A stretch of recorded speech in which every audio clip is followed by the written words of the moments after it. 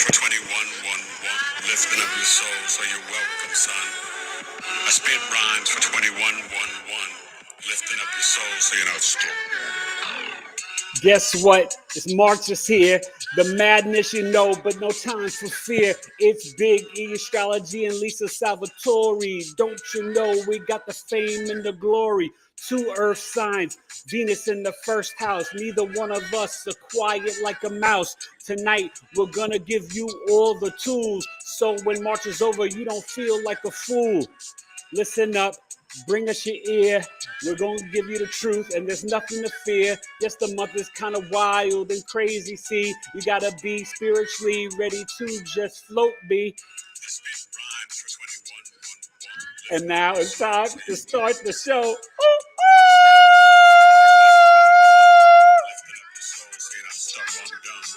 What's up, good people? Eric Taylor, Big E Astrology.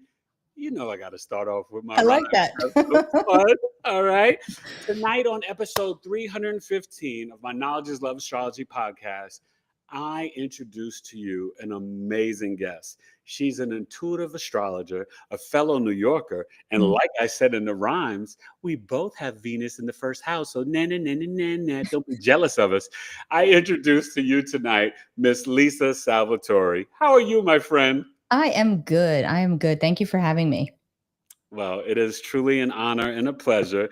And I will say, you know, we connected through a legend and a really sweet gentleman, Mr. Yes. Lloyd Strayhorn. Yep. But I tell people, and I'll tell the audience, I already was subscribed to your channel and just hadn't seen you in I guess, a while. But I was just like, real recognize real. I love your energy and how you dispense your astrology. And Lisa is the Gemini rising, the Taurus sun, and the Pisces moon. My mother was a Taurus and a Pisces moon. So there you go. So tell our audience, what got you into astrology? And was it something that, like, did you feel like this was a natural transition for you? Yes. So you know how when it comes to our astrology, we all have natural talents, right? We all have things that we bring in, we carry with us from to get a little woo the previous lifetime, right?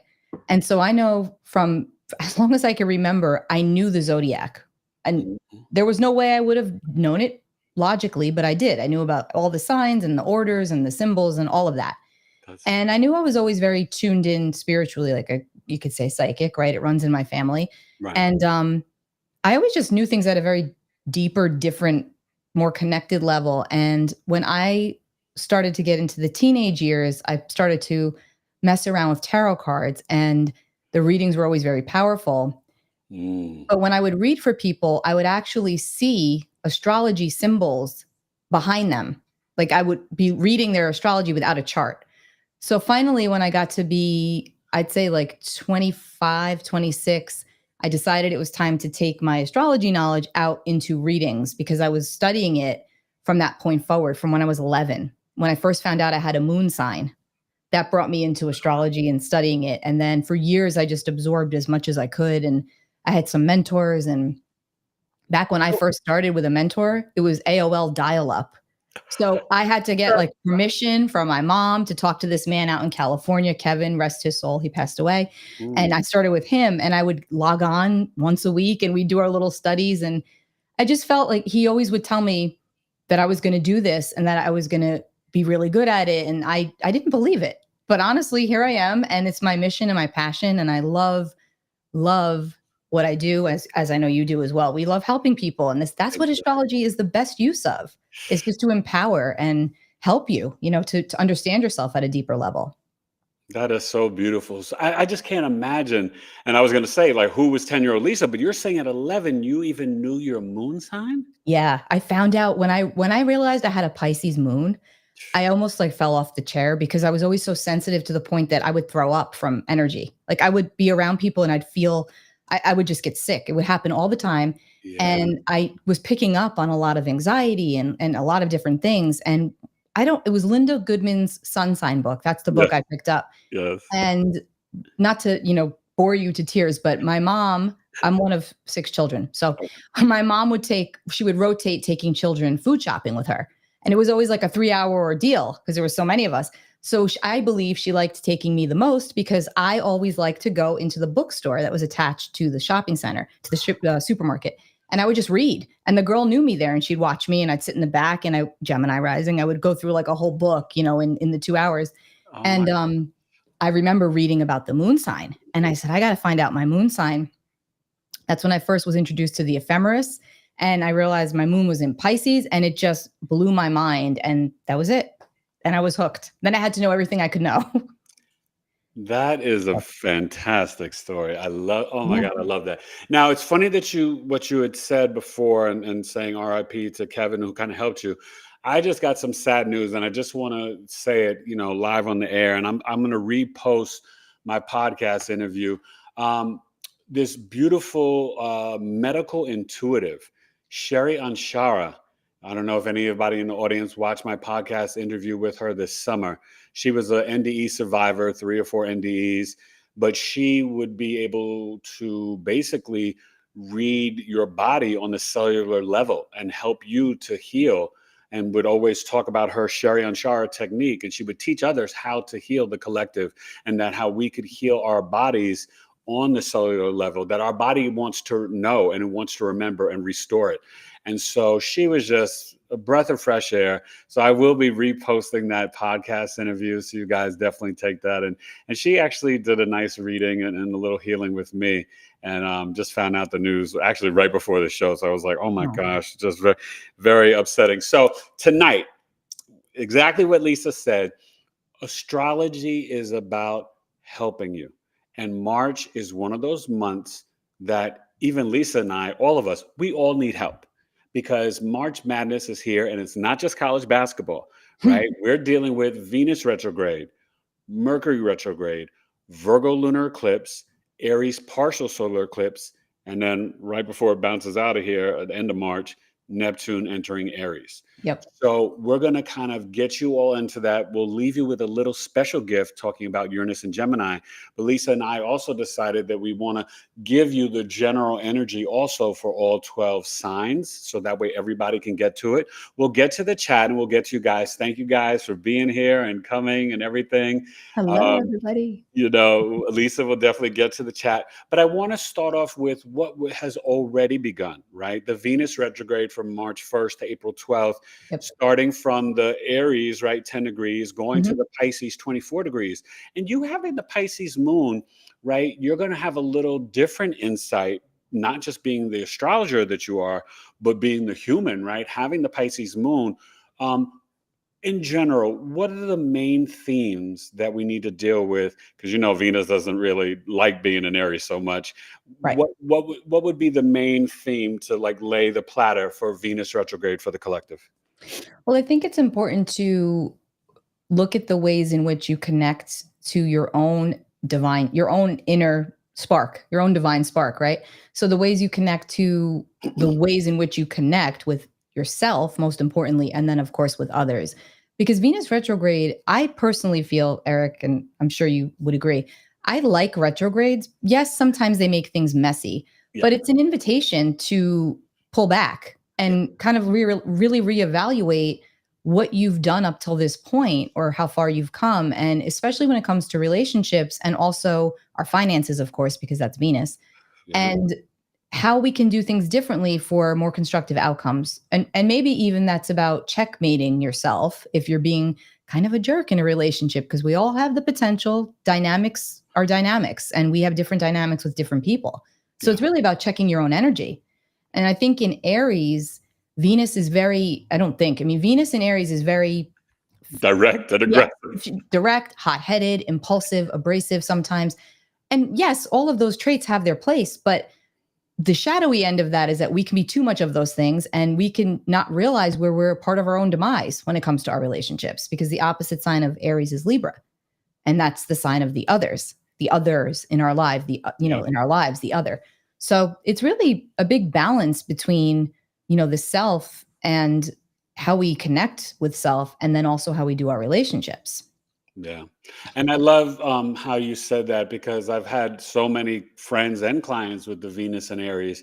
And, sometimes the Aries energy it does not, like, it could step on your toe and it Mm. didn't necessarily mean it, but it Right. sometimes doesn't even realize it. Because Right. like Gemini, Aries, though, it's moving so quick. And it is literally, think of the ram, you guys. And I always say this to my clients, rams, and some people don't know this, rams are actually like, I always joke, blinder than me. They're visually impaired. So they ram headfirst into things to get their spatial awareness. Yeah. So you can do that with your food, your fashion, your art, culture, entertainment, relationships. But I think one thing that's very important for people to remember with the Venus, and especially the last 3 weeks of it, when it gets into Pisces, and we're going to have on the 29th a real Pisces party, right? With Venus, Mercury, Saturn, North Node, Neptune, as we get into that Aries partial solar eclipse, we've got to remember Venus is also our value, self-worth, and devotion. And I think that we have got to kind of remember that we've got to figure out how can we slow down and not be so impulsive. But then when we get to the Venus Pisces, as we're still retrograding, how can we not play the pity party victim and be overly self-sacrificing, right? We all know those Venus Pisces people, Lisa, and I know you've had many clients with it, right? Where they can be like always the victim in the relationship, always overgiving in the marriage or relationship. And so, like you said, that retrograde, we've got to kind of take a little, measuring stick, get the ruler out and see, like, hey, how can I do this differently? How can I be introspective and make the proper changes in my own life, for my own, Venus, attributes? So that's Yeah. going to be really, really helpful and important for people. I love And that. I think it's also important too to recognize that with Venus in Aries, there's something about, Aries being the leader, the first sign of the zodiac. Yes. And also knowing that as that leader, you have to take charge to change things. No one's coming to save you. And that's one of the lessons of Pisces sometimes that gets us into trouble. The shadow side is falling into that victim space or thinking like, oh, I'm just going to bury my head in the sand and I'm going to wait for somebody to come in and be my anchor. But no, you have to be the one to pull yourself up. And that's one of the more positive sides of Aries. Whether you feel that you're that type of an Aries that's a leader, it's a quality you hold. It's what you came in this lifetime to be an Aries for, to be a leader in one or more areas of your life. But it takes time to evolve into that version of yourself. That is so true. Right? No, I totally agree with that. My father was an Aries, so I know that energy well. Mm-hmm. And they are brave, courageous, and really natural leaders. And I think what's fascinating at this time, right, even as we close the chapter with that Aries partial solar eclipse of the previous like 18 months of the, Aries North Node, Libra South Node. I always say like the I versus the we. Yeah. I love that at that same time we were dealing with Chiron, the wounded healer in Aries. And I don't know, maybe you probably know this, some people don't, but Chiron, for some reason, and I don't understand this and haven't researched it, maybe you have the answer, but Chiron actually spends a longer time in Aries and Taurus than any of the other signs, but it's in Aries for a long time. But that wounding, it's about us, the collective we, about how we are not really being brave and courageous and the leaders of our own lives, right? We're looking outside of us, right? For our government, our daddy, our leaders, someone else to take care of us. And that's why I've been telling people that these themes, even before the election and looking at all these transits and the astrology of 2025, it's up to us. We have to become the president leaders of our own lives, Mm-hmm. Yeah. right? The We, people, Pluto yeah, and Aquarius. Absolutely. it's totally on us. So now, as we continue to set the table, next up on the calendar, right? They're kind of back to back, is the Virgo Lunar Eclipse, Mm-hmm. right? And that's a little bit of the 13th, 11:40, 11:54, 11:55, 53, whatever is around there at Pacific on the 13th, and the 14th, 2:55, 4:54 in the morning. So we're going to have the Virgo lunar eclipse at 23 degrees, trining Uranus and Taurus over there at 24, Mm-hmm. and in a conjunction to the Virgo South Node, but also opposing, right, the Pisces Sun, Pisces Saturn, Pisces North Node, and Neptune. So what are the first things that come to your mind? We all know Virgo Pisces, right? You got the Pisces moon, I got the Virgo stellium. It's on the health axis. Mm-hmm. So tell everybody what are some of the first major themes that we can experience with this eclipse that, right, 2 weeks before, 2 weeks after, and then 6 months, Yeah. things can play out to the Virgo new moon. So Yeah. what are your thoughts on this energy? And it's a blood moon too. So yeah, so this is, and it's a super moon. It's a super new moon, so it's that much closer to the Earth. So it's basically like a turbocharged new moon, and it's an eclipse. So it's a lot, even though it's Right, a full moon, partial, full right? moon, But it's a new moon. The full South moon. Node's currently in Virgo. Excuse me, full moon. Yeah. I said new moon. So the full moon is in Virgo, and it's very close to the South Node, which is a strong point of release and Yeah. letting go and shedding the baggage that is not good for us, right? That's not really serving us. It doesn't mean you give away everything. It just means there are certain things that we have to move away from and then move toward the more Piscean side, the opposite sign. So for all of us, we all have Virgo somewhere in our birth chart, right? Yeah. And just even taking the technicalities out of it, it's about letting go of the unhealthy obsessions that keep us stuck or keep our health on all fronts, emotional, physical, spiritual health, all of it, keep our health not in alignment. That's what this is all about. So for example, and it's, Virgo rules the digestive system, right? Yep. So let's say you're somebody who's lactose intolerant and you just keep eating dairy, and the full moon, this eclipse rolls around, you're like, oh my God, I can't, my stomach. That's your body telling you, hold it, enough with the dairy, not to eat the dairy. That's just an example, but No, this so is true. about, right. And spiritually speaking, it could be, are you expending too much energy on a specific friend, for example, who calls you and trauma dumps on you, let's just say, and you love them, but you're like, I can't, it's affecting my mental health. So now how do we find that balance between protecting their mental health and your mental health? So it becomes like this delicate dance that we do. Virgo and Pisces are always going to talk about our health, physical, emotional, and spiritual, especially, and the practices that we integrate every day that keep us healthy or keep us unhealthy. And so there's going to be a really strong focus on all of this. It already is under scrutiny, but it's going to become more enhanced over the next year or so as the nodes move through Virgo and Pisces. Definitely. Yeah. And I think what's fascinating, right, with that trine to Uranus, there is some support with that for the evolution of our soul, right? To kind of almost break free from some of those Virgo restraints and chains, right? That freedom and liberation of Uranus. And this could even be around our health, right? Our throat chakra, our self-worth, but also I think of the Virgo energy where as a collective, we have got to stop being self-critical. I always say retire from the negative self-talk. Stop being nitpicky and pointing out, things about the other person, who's wrong, who's not this, right? Over analyzing things, the stress, the anxiety. That's not going to serve you. And so be in the flow of this energy with the South Node and just like really release it, right? Clean out the closet. I got a bunch of old shirts, Lisa, that are older than some of my kids that I'm like, okay, I'm not wearing it anymore. Right. Get rid of it. Out. Yep. Get it out, right? Yeah. And so I think that that's going to be really beneficial for everyone. And, remember, it is Pisces season.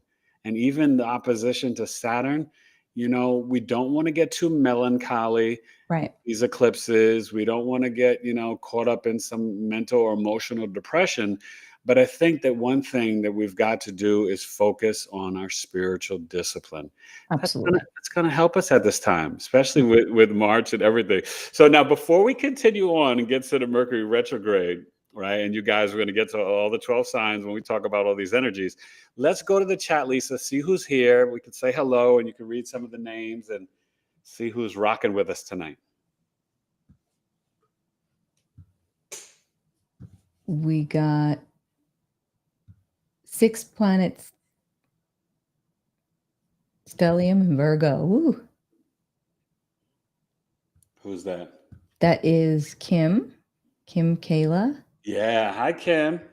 Hi, Stormy and Medium. Yeah, you can just read their names and any of the comments. And if anybody has any questions. You want me to read them? Yeah. Yeah, you can just read. Okay. Hi, Anna and Susan. Happy Tuesday, Deb, Laurel, Kim again. Hello.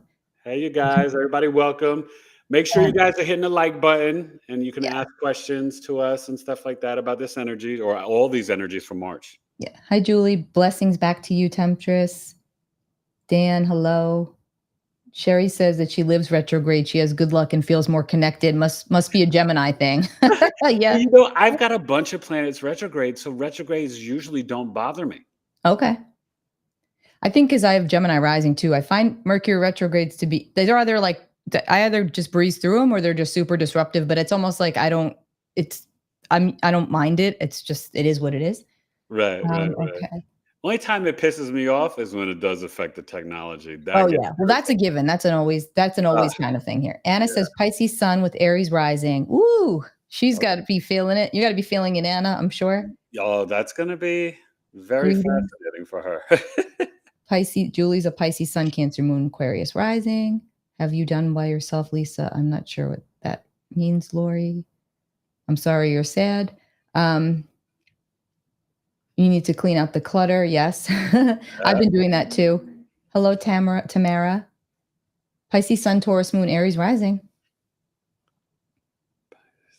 Taurus moon, Aries rising. Hello, Boomer Beak.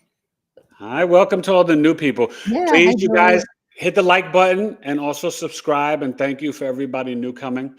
Yeah. So, okay, so now we'll check back in with you guys. Yes. Mercury retrograde, right? Yes. 14th into the 15th, 11:46 p.m. Pacific, 2:46 a.m. So Mercury is, doing this dance from Aries and then also going back into Pisces, and they're going to all meet for that Pisces party on the 29th. How do you feel about, we kind of talked about Mercury retrogrades, but specifically going from Aries to Pisces, how do you feel this energy can play out for us all the way to April 7th? Well, I think there's definitely an overall feeling of, I will say, disorientation right now. And I think that the fuzziness is from a lot of different factors.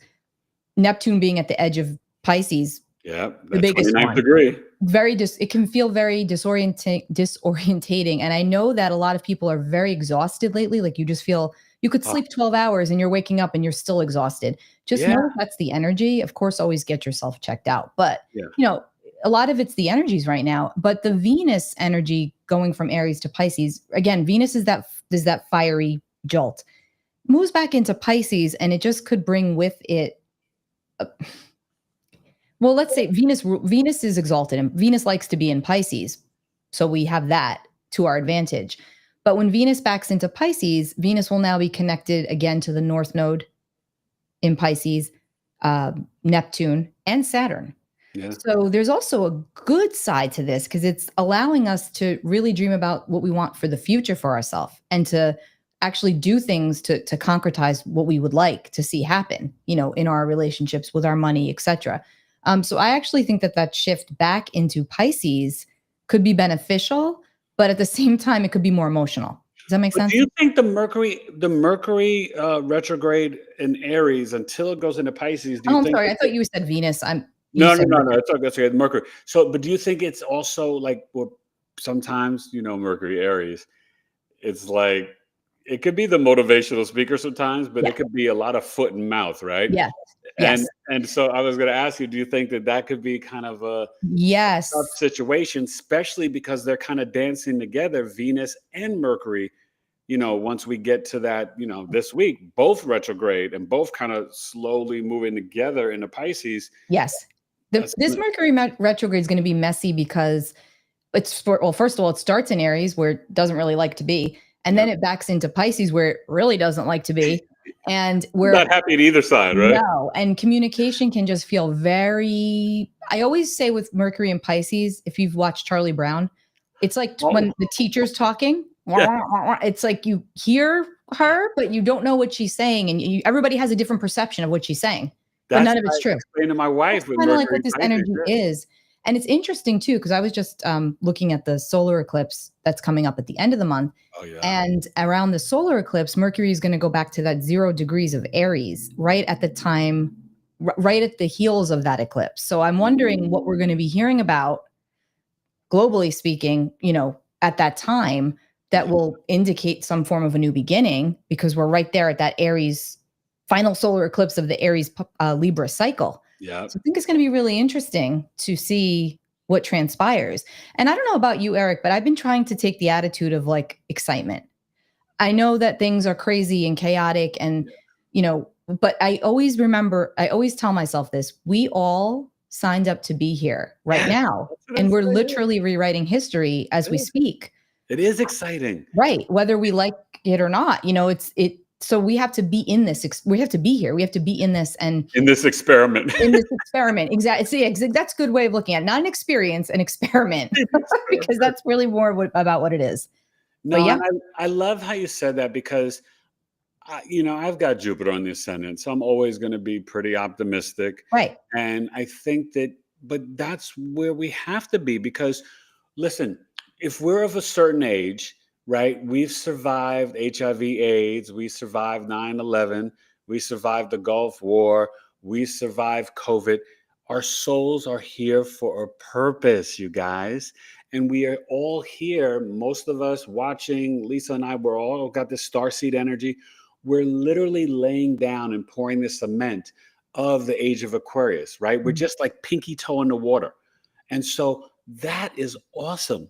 So think of that spiritual responsibility. Don't let it overwhelm you. Think of it as the opportunity of positivity that like, hey, I can be a part of the ascension. I could be a part of going into the 5D.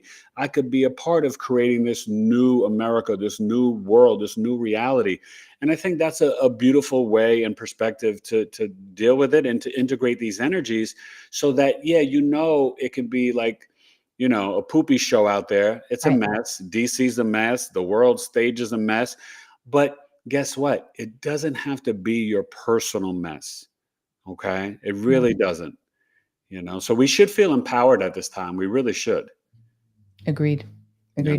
It's not easy, but I think the more that for me personally, like what I've been finding very helpful is to just connect with like-minded people and just to connect, just connection in general is so important right now, because I know sometimes I can be a hermit and I just will, just work. And then I realize when I don't put that time in to take a step back, take a break and go laugh and have fun, it makes such a big difference. And so I try to make it's a priority for me. You have to also put in that time to have fun, or force yourself to do it. Right. I love that. And that plays off of what I feel that we're going to have kind of right in that transition on the 29th, 30th, right, of the Aries partial solar eclipse and Neptune entering Aries, where when you get the Venus and Mercury in Pisces, one thing that Pisces is asking us to do is also to tap back into the compassion, empathy, and grace and mercy for ourselves first, and then out to others. So, that's what allows us to really kind of see the humanity in one another.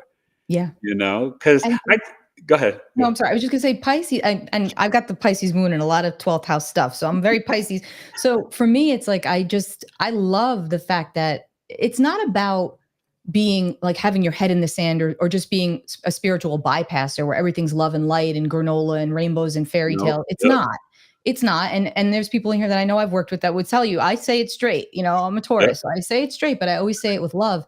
And that's one of the stronger messages of Pisces. It's like to remember that at the end of the day, we all came from source, and to source we all shall return. And that's a huge message of Pisces. And now with all the Pisces energy, the Pisces posse, as I call it, right? You call it the Pisces party. I call it the Pisces posse.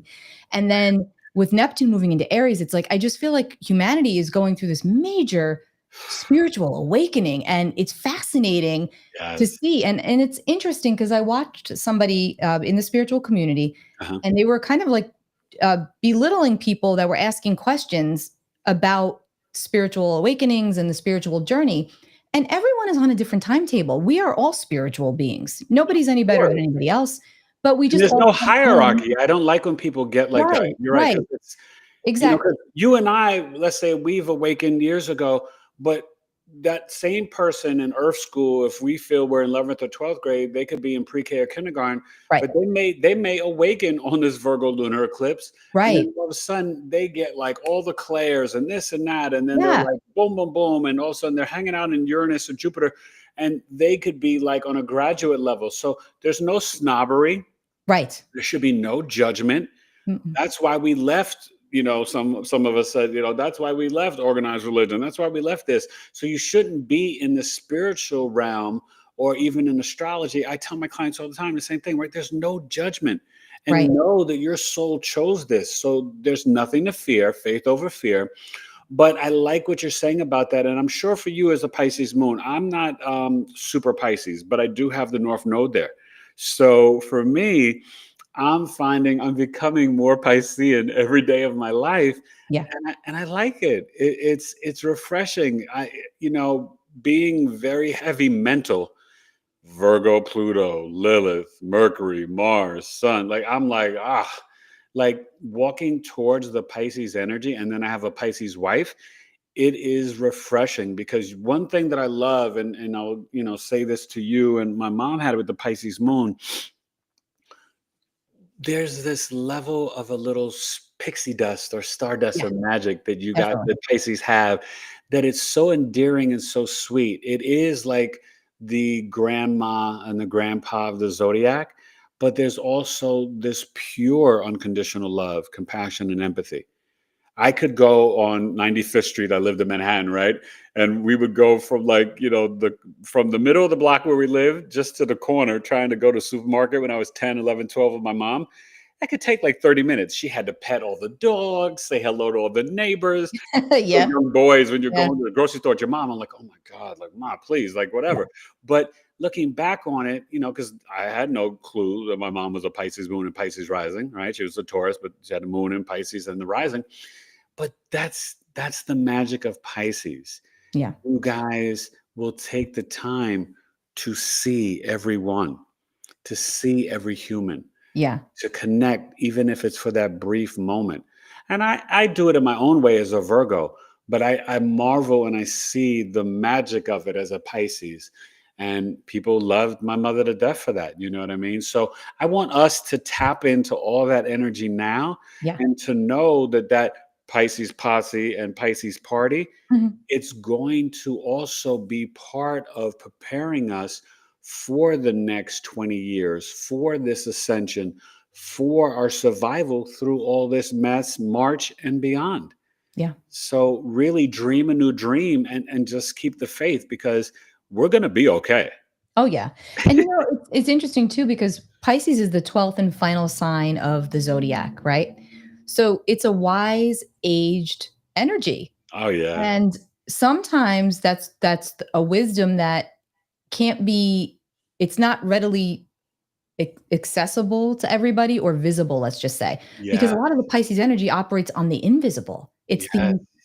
it's the unconscious. It's that The realm of, ethereal realm. Yeah. yeah, it's like very hard. I remember even as a kid, I would just know things and I'd say them and people would look at me like, how do you know that? I'm like, I don't know. I just know. I don't know. It's like, I think that's like a very Pisces kind of a trait. You don't always know how you know, but you know. Yeah. And you can't when you try to put logic to it, which is the opposite sign of Virgo, which is where we need that a lot of the times. But Right. oftentimes you can't put logic to intuition because intuition just is, right? But the No, Virgo that's side so always funny. wants the answer, right? Yeah. Give me the details, give me the specifics, let me know how this is going to work out. And Pisces is like swimming off into the ether. It's like, don't worry about it, it'll work out. So we kind of need to find the balance here between both of those energies. Ooh, Yeah. knocking things over. I talk with my hands on. It's a New York thing. We always do it. It's that. It's Gemini. It's Italian. It's it's a little bit of everything. You could blame it on multiple things. I Yeah. love that. But so one thing that I'm kind of curious, having the natal Pisces moon, Mhm. right? When you are experiencing this, this time of year, the sun being here, but now at this time, it's adding with Saturn, Mhm. the North Node, and Neptune. Has it increased some of your spiritual and intuitive gifts? And has it also kind of made you go through the waves or the water or the fish going in two directions? Has it intensified it? And has the Saturn made you feel like you need more of those boundaries, like that other energies are too much for you at this time? How's that played out? Boundaries, yes, boundaries has been a big theme since Saturn's been in Pisces, Oh, yeah. actually. Oh, that's You for the know, collective, but I'm curious, like, with the Pisces moon, like, you yeah. must really feel it Oh, differently. yeah, but you know how I feel it the most right now? Yes, the intuitive space, yes, I definitely feel that, but I've been noticing that I've had to recharge my own personal energy, my own personal batteries more than I ever have before, where Yes. I've just been like, I've been really prioritizing sleep. Okay. I've been really prioritizing, meditation and just things that normally I could kind of skate by and not do as much Yeah, now during, you especially can. right now during this Pisces season. It's like, well, if you want to keep running like a fine-tuned machine, you have to like stop. You can't keep going because it is easy to feel very scattered. I've become a lot better at funneling what's of utmost importance, like right Mm, now. And instead of doing like seven different things at once and spinning my wheels and making myself taxed, I'm trying to really just hone in on like those one or two things in order of priority. What needs to be done today? What needs to be done tomorrow? And again, I saw in the comments somebody said many of us are hermiting, and yes, yeah, that's a big part of it because and that's normal, don't feel bad about that. no, and you need to. It's a lot right now. It's a It is lot, a lot and of energy. everybody's feeling it, and everybody has a different capacity of what's going on in their personal reality, plus what's going on out, globally. It's a lot. It's a lot. And I think it's important where, because sometimes, we have that FOMO, right? Even as adults, it's, really strong with children, right? I got young kids at home. And we've got to really understand that you don't have to say yes to every invitation.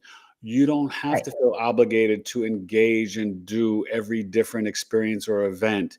um, Feel what you're feeling. Like, Yeah. stay in that lane of authenticity, right? Pluto and Aquarius, because that's going to be your North Star, not just for this month, but even really for the next 20 years. We have got to be authentic to what we're feeling, to our heart, and to our own, personal realities and truths.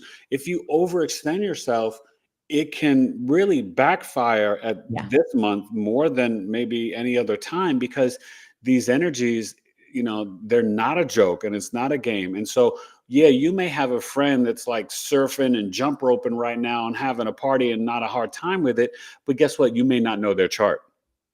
Okay. Mm. Yeah. So you got to really, like, if you're like, gosh, how do they have that energy? I'm not feeling motivated. I'm not feeling this. That's fine. So honor that and maybe do, like Lisa was saying earlier, right? Some introspection, reanalyzing, some journaling. Maybe spend some time with the crystals, take some more baths. Yeah. That's okay. Allow yourself that, because guess what? This is still the end of winter season, right? Mhm. It's mutable, Pisces, some days a little warmer, some days a little colder. But take this time to restore, so then when the equinox comes, and that's another thing, right? All Rebirth. this stuff, and then we Yeah. still got the new year coming, equinox. I mean, My favorite time, one of my favorite times of year, the two equinox points. I just love the energies. I do too. I do too. Yeah. But this is going to be a different equinox, though. I really feel like this one, It's I almost feel like this one's getting lost in the sauce. You know what I Well, mean? it's in between the eclipses, so it's like, "Oh my gosh, how," and that doesn't always happen, right? I So know. this is but it's an even stronger indicator of new beginnings, It really and is. I feel like there's a strong energy of hope that's attached to it as well, which I like.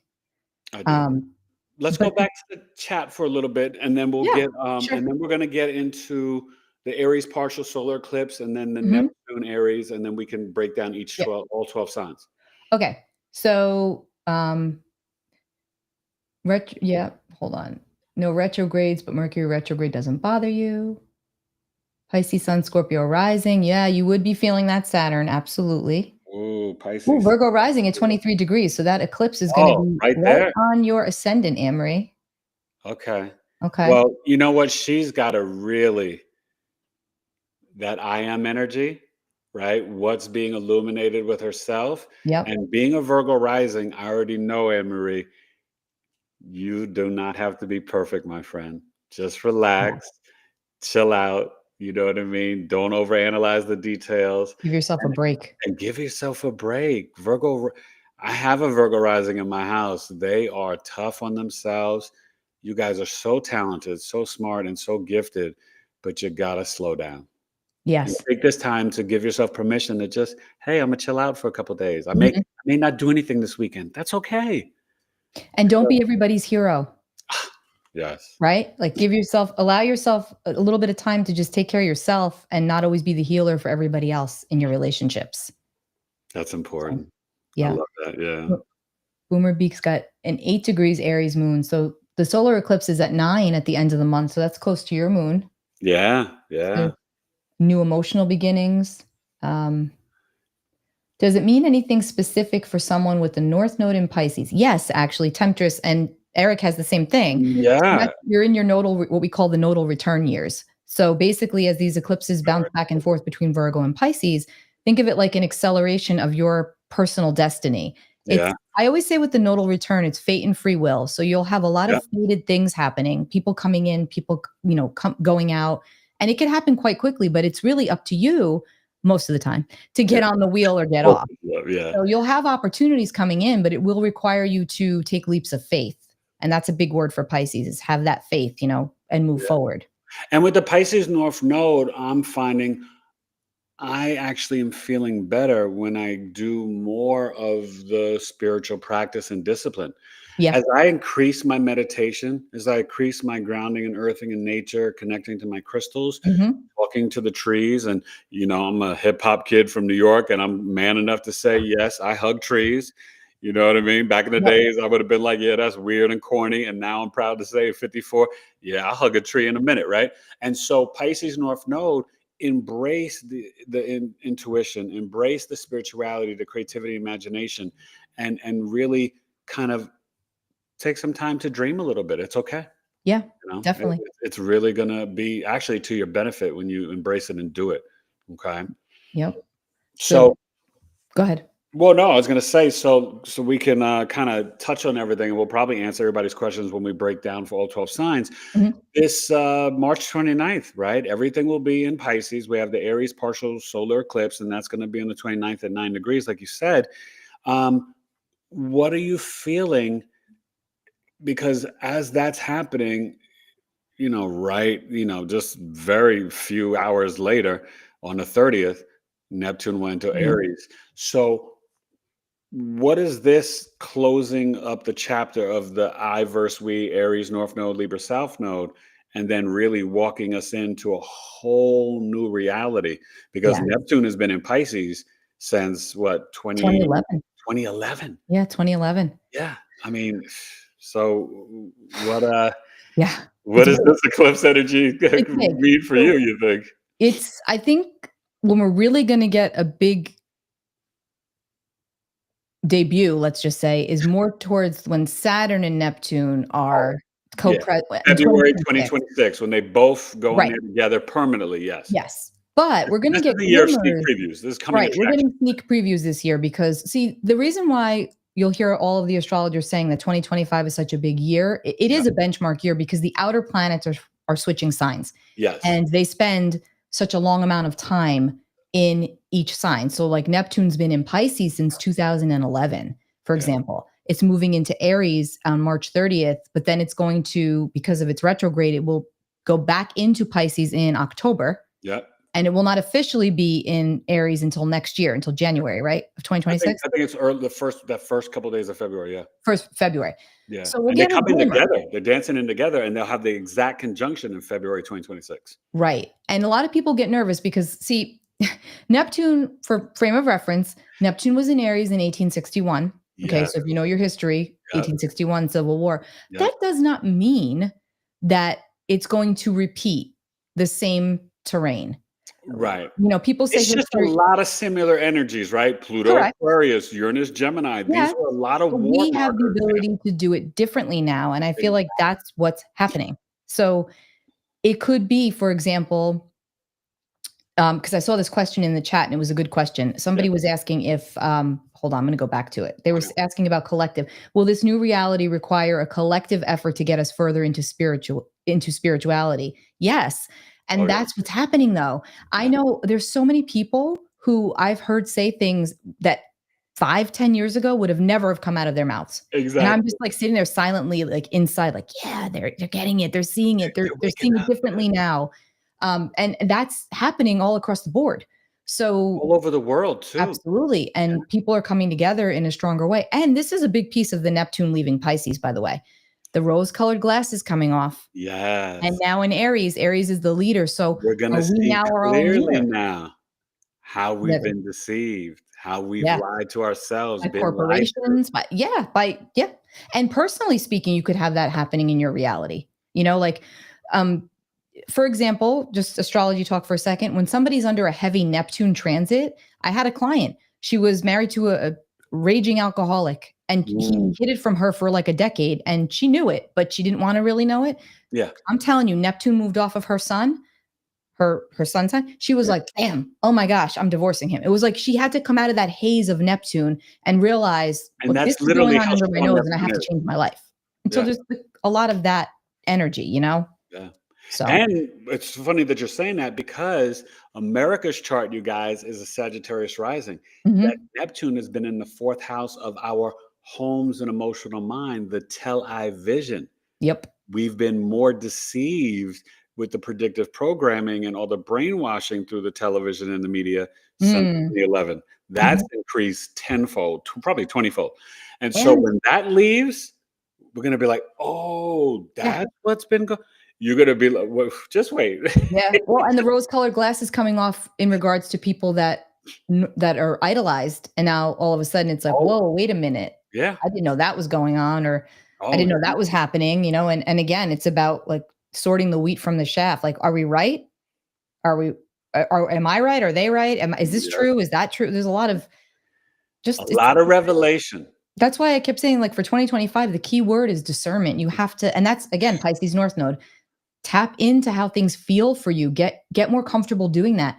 Just because I say something or Eric says something, if it doesn't resonate with your spirit, follow what you feel. Don't just listen to what we say. You have to feel that. You have to be in your discernment, right? Thank you. And that's what I've been saying. We have to become our own media. Yes. Within your intuition. Yep. I can do suggestions. Like, even when I tell people, right? For me, like, I've been doing the master cleanse. I've been doing different things. And I'll tell people, I might like toning, meditation, grounding and earthing in nature. You may need to go for walks and hike and do ice cold showers and do sound bowls and yoga. Yep. All good. Yep. It's just coming at it in different ways, then that's fine. I will share my suggestions. Try it. You may like it. If it works for you, keep it. If it doesn't, that's okay. I'm not wrong. And it's not bad that it doesn't resonate with you. You've just got to find what it is that resonates with you. Right. But I encourage, do something. Yes. Start small. Don't overwhelm yourself.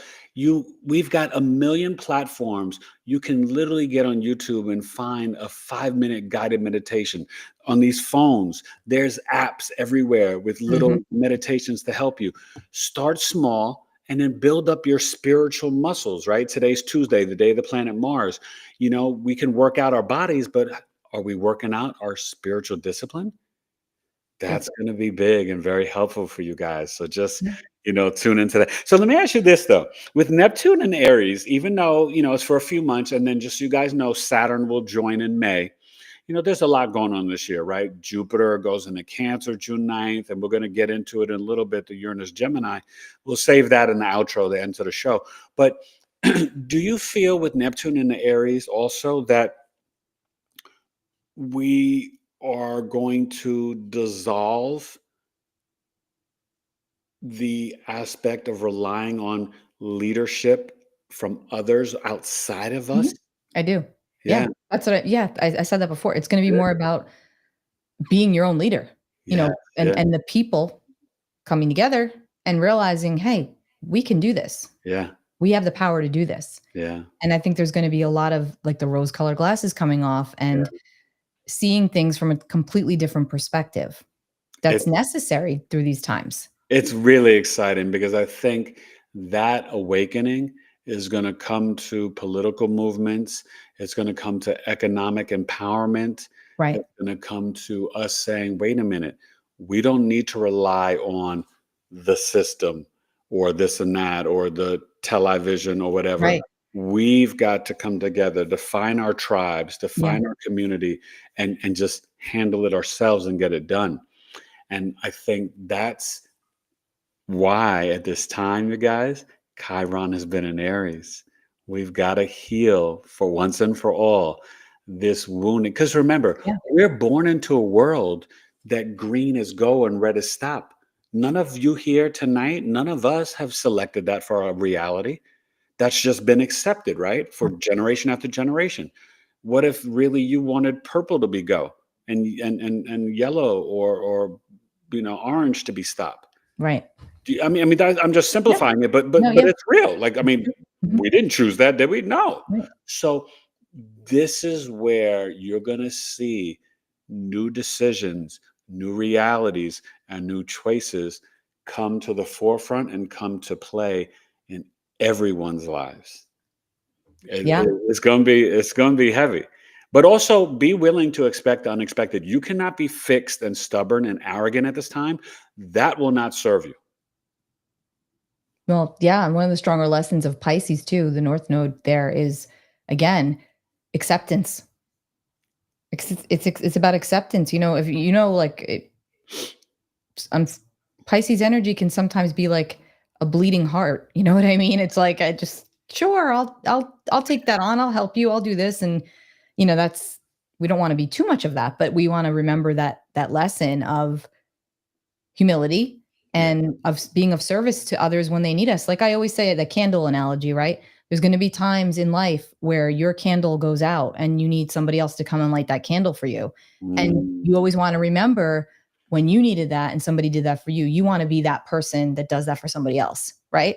Like I know for me, I always like to be that person. If I'm in a position where I can help somebody, I'm going to do it because it's just how I am. I just Yeah. like to be that person. And it's accruing good karma. I look at it that way, Oh, of course. But let me ask you this, because I see it, and I'm sure you do this too, because I see it with my mom, in her life, and I see it with my wife, and I'm sure you can admit to this for yourself. Pisces has got to learn to let other people help them. Yeah. Sometimes that wisdom and being the grandma and the grandpa of the zodiac, you want to control and do everything. And sometimes you got to just sit back, Yeah. relax, and let other people figure it out, or let other people even help you, or have faith that, guess what? They may do it differently from you. It may not be the way you like it and it may not be Right. perfect, but you got to just accept that and Right. be okay with it. Yep. And so that's the collective lesson for all of us, because we all have Pisces and Virgo and all that in the chart. Yeah. So you guys, we're going to get to you guys again back in the chat in a second. But what we're going to do is all that we've already talked about, we're going to kind of take you through, and you're going to look, you guys can grab your charts, or if you know them, hopefully you do. We'll start from Aries and finish with Pisces. Think of it for your rising sign first, okay? Just like Mhm. if you, and this is what I hate that they did, right? To kind of like make astrology seem fugazi and not real. People have never really understood, Elisa, that when you get the zodiac from the newspaper, right, and people are like, "Oh, wait a minute, that doesn't represent me. That didn't. Right. I'm not like that." They didn't tell you that they're basing it on the ascendant, the rising sign, not on your sun sign. Right. So yeah, sometimes it may not resonate with you because what the interpretation or the little zodiac reading in these magazines or Right. newspapers I used to read in the New York Post, they were basing it on the rising sign. Yep. So look to your rising first and then your sun. So for all that we've talked about and kind of, March and really giving them the little kit, right, to Mhm. survive and thrive through March, let's start off and we'll kind of briefly go through all 12 signs. Aries rising. What's the main theme for them this month? Learning how to be okay. Now, just so you know, Eric, I also go super intuitive when I do this. So yeah, I it's love it. Let's okay. do it. So it's learning to be okay with your past, really. And it's learning to be okay with making mistakes and also being able to acknowledge them to yourself and to others. And with Venus retrograde, that's going to be a big theme, especially the first part of this month. And when we get to the end of the month and we get towards that solar eclipse, new moon, I think it's a really good time for a powerful initiation for our Aries rising. Like so they may feel a little turbulent the first part of this month, but then we get to your season, Aries season, and the equinox, and then that solar eclipse. And I feel like it's going to be a power surge that you might feel like has been missing the last little while. But, again, our Aries I do feel like they've been stressed. Strong Aries right now, stressed. It's a stressed energy. So just know that that's the energy, and it's going to pass soon, and you're going to have your season coming in, and it'll revitalize you, and you'll feel, but you don't want to skate around doing your soul work with the Venus in retrograde there, right? I love that. So I would say agree with all that. And the thing that I would add a little twist to as well, learn to be in the flow, Aries, right? With that Neptune coming in, that's going to carry you all the way to 2038. You're going to be dealing with this Neptune friend, dealing with you, Aries, on your ascendant. And you're going to have to kind of not be quick to react and learn how to live more in the flow. But I think the one thing that I love about the Aries energy is that they'll be the first ones to jump in and handle it and get it done. Yeah. And I think this is also a good opportunity for you to kind of appreciate the other half a little bit more in the Libra side, right? And kind of see where you can admit where you may benefit from a little help or assistance. Right. Sometimes Aries can overdo the lone wolf mentality. Mm-hmm. And I don't think, it's not that I don't think, I know that that's not going to serve you for March or for going forward with the Neptune all the way to 2038. So just, consider that. And, still be your spark and the go get it energy. That's fine. But, take a little time. In general, the air and fire signs are masculine, not male, masculine energy. So they're always action orientated, looking out, outgoing. Yep. So it's okay to sometimes kind of just like take the mirror and look at yourself and look within. A little introspection will really supercharge you guys, Aries. Okay. So now, Taurus rising. I think our Taurus risings need to remember the art of taking care of the physical vessel and connecting, doing the things to help to connect you to your senses, because that is what's going to help you not spin out the next few months, right?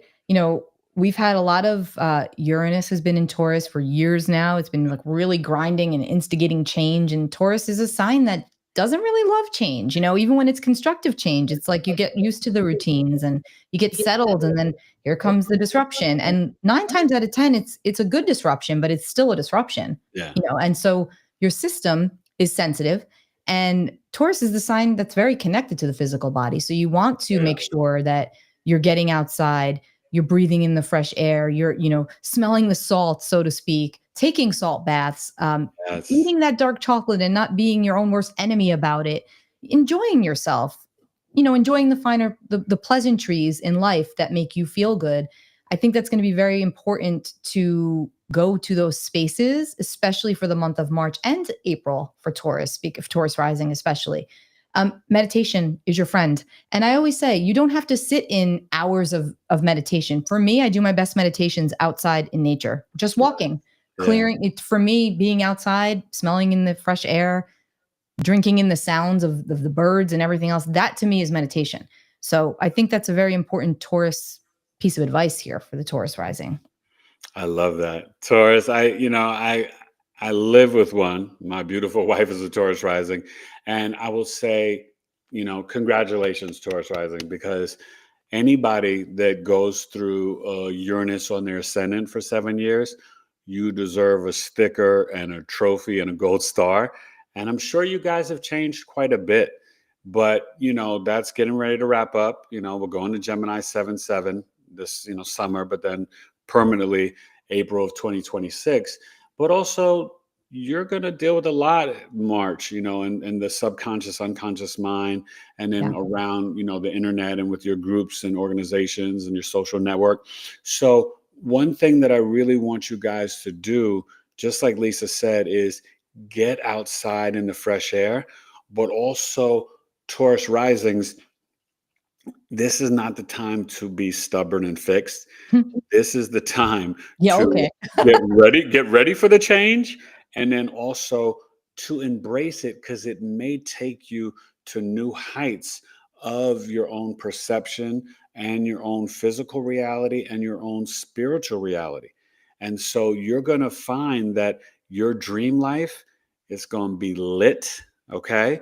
And I think journaling could actually be very beneficial for the Taurus risings as well. So, take stock and see like what's come up for you, and then how can you integrate it, good in your life, and then transmute out what's not good, you know.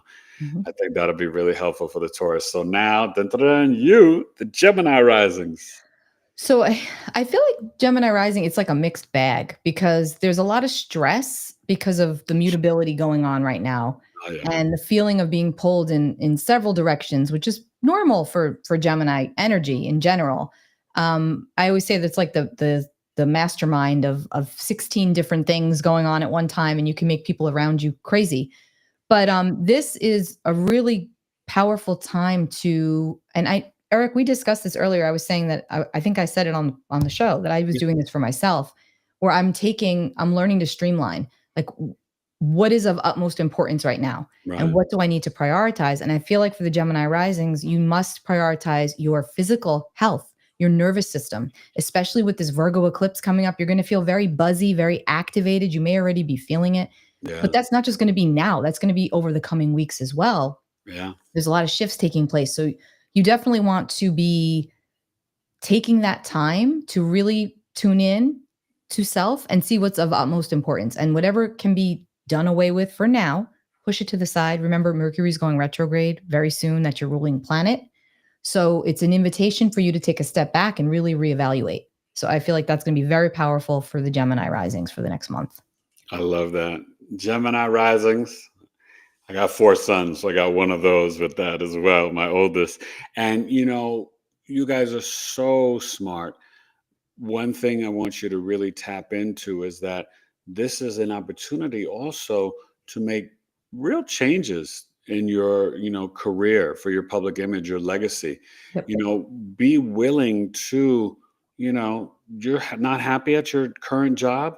Well, you can dream a new dream and tap into your social network, right? You may have like a support system that maybe you're not, really tapping into, that could show up in a big way. So maybe reach out to some new friends or friends from the past, and there could be some really nice opportunities for you guys with that. But definitely realize that grounding and earthing in nature is probably going to calm down your emotional mind as well at this time, with that Virgo lunar eclipse in your 4th house. So Gemini risings, also, this is something I used to do with I taught in the Bronx, multiply severely disabled children, my special needs kids, for 10 years. Sometimes Geminis, because of the nervousness and the Mercury retrograde Mhm. and then the Virgo lunar eclipse, it's all Mercury stuff, right? You can get it like a little sensory diet. So sometimes a little lotion on the back of the neck, a little lotion, hand massage, and then sometimes even, just putting your hands in warm water, squeezing a sponge or in a tub and holding some crystals, right? Keep these friends around, things like that, because this is a lot of energy hitting the nervous system. So that those things can come up for Gemini, but I'm sure if you spend more time in nature, Gemini risings, that's going to really be beneficial for you as well. Yeah. Cancer. Sorry. I feel like a glitch in my I Gemini'd there for a second. I started going off into like the Libra energy for a second because there was something I wanted to say. Okay, The Cancer, Cancer Cancer rising, rising. right? Oh my gosh, I feel for the Cancer risings right now because That I just Mars feel has like been you're an tough. emotional. I'm sorry, you're all over the place. You're like, I don't know if I'm mad at you, if I love you, if I want to hit you. There's like all this It's been a lot. unresolved. The Mars has been tough. It's It's been been tough. tough, and there's been a lot of unresolved emotional stuff coming up for Cancer rising. And a lot of it does revolve around family. And as cliche as that sounds, or as literal as that sounds with the astrology, it's the truth.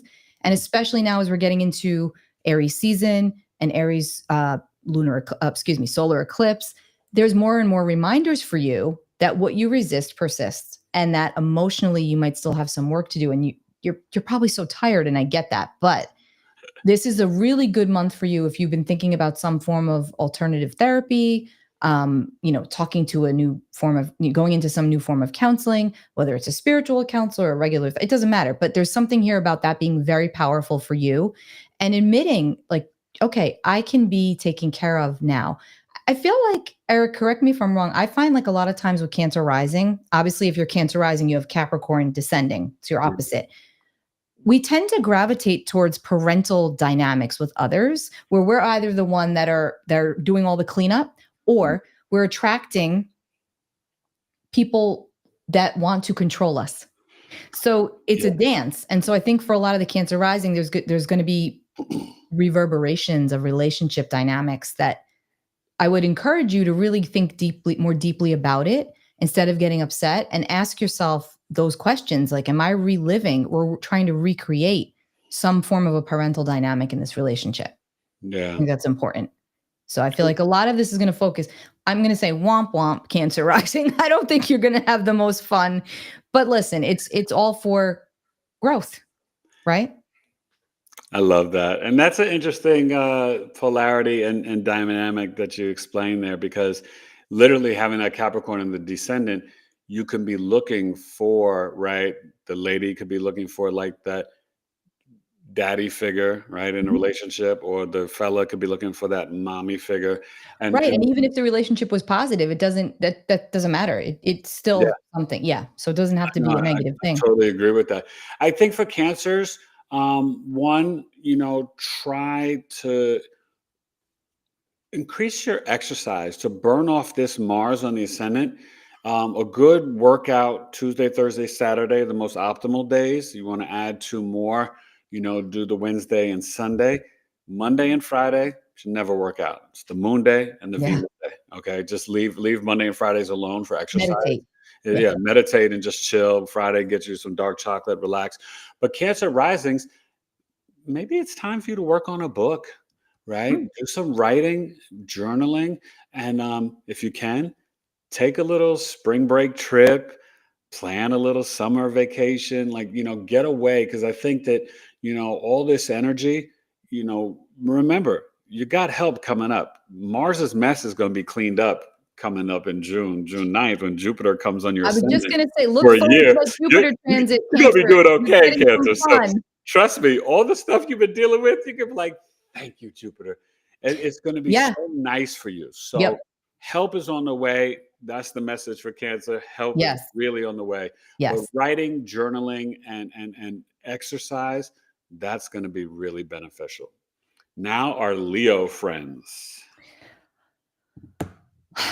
Leos have so much energy right now. It's like, I feel like they're fired up. I think that, believe it, I feel like the Venus in Aries, even retrograde, is actually it's encouraging Leos to put the pedal to the metal. Like, they're feeling very strong energy of getting things done. They're feeling very motivated right now. So using that energy to tap into the projects that you've been working on that maybe you've had to put on the back burner with these retrogrades, it's a really great time, for you to do that. And also, I feel like with the Leo energy, this is, if there's children in your life right now that connected to you, or children of your own, etc., there's something about like recreating or reconnecting to those bonds. So if it's your own child, or a niece or a nephew or a neighbor, or it's even could be about connecting to your own inner child and allowing yourself to do more of what lights you up. Because I do feel like for a lot of you, you'll find the next,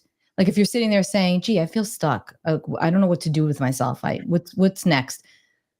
Going into that energy, and then that space of that childlike vibration is going to pull you into the next part. And I think we often overlook that, right? Like, it's like, what really lights you up? That's your soul telling you, go in this direction. So I feel like Leos are going to have a lot of that coming up. Your intuition is going to be very increased. I think Aries season is going to bring you a lot of openings, but you will probably have to close some doors as well. So, and do it kindly. Do it. Watch the pride. Watch the potential to get, even when you're right, to fix people, right? Even when you know you're right, There's still something about pull into the opposite sign of Aquarius, those traits, right? Be a little bit more humble about it. They don't always need to know you're right or that you know you're right. But I like the next I like the next I like it all for I like it for everybody, let me say it that way. But I feel like for Leo it's very strong, like fun. It has the potential to be that for them.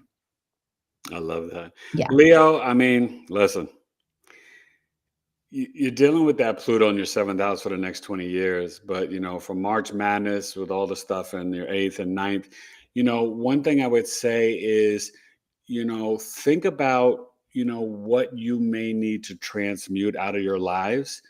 You know what I mean? Maybe this is a good time for the spring cleaning, the parasite cleanse, maybe getting some ashwagandha, spirulina, some sea moss, tapping into the crystals. But I also think that, kind of like the Cancer, when the Aries season does come up and then the Neptune comes in, Leo, you're going to definitely want to have a trip.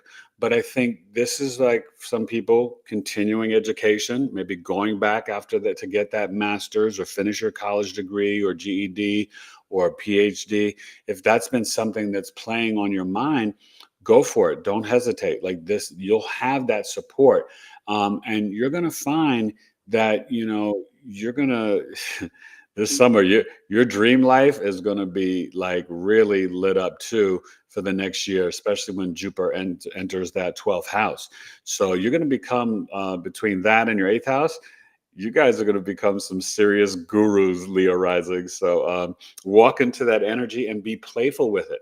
Okay. Really just vibrate from the heart chakra. That's going to really serve you at this time. And then we're going to do Virgo, and then we'll check in at the halfway point with the chat and see if any questions for the Aries to Virgo risings. Okay. Mhm.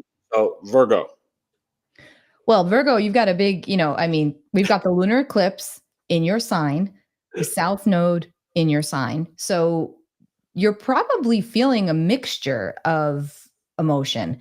There's probably a lot of fear, and that's what we want to try to let go of, and just trusting in the natural order of what's happening in your reality, and knowing that even if it makes you slightly uncomfortable, to release the desire to have all of the answers right now, because you will not be able to. There's something about leaning into trust and allowing others.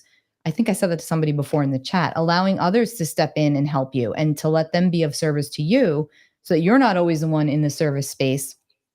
But also, this is a really good time for you to think about those routines, those habits, those, whether it's physical, whether it's about your spiritual, whatever it is. It's a really good time to work on getting rid of what you know is not working for you anymore, just and for once and for all, and not feeling guilty about it. There's something to be said about, and especially when it comes to relationships, by the way, because I feel like relationships are a big deal right now for Virgo rising.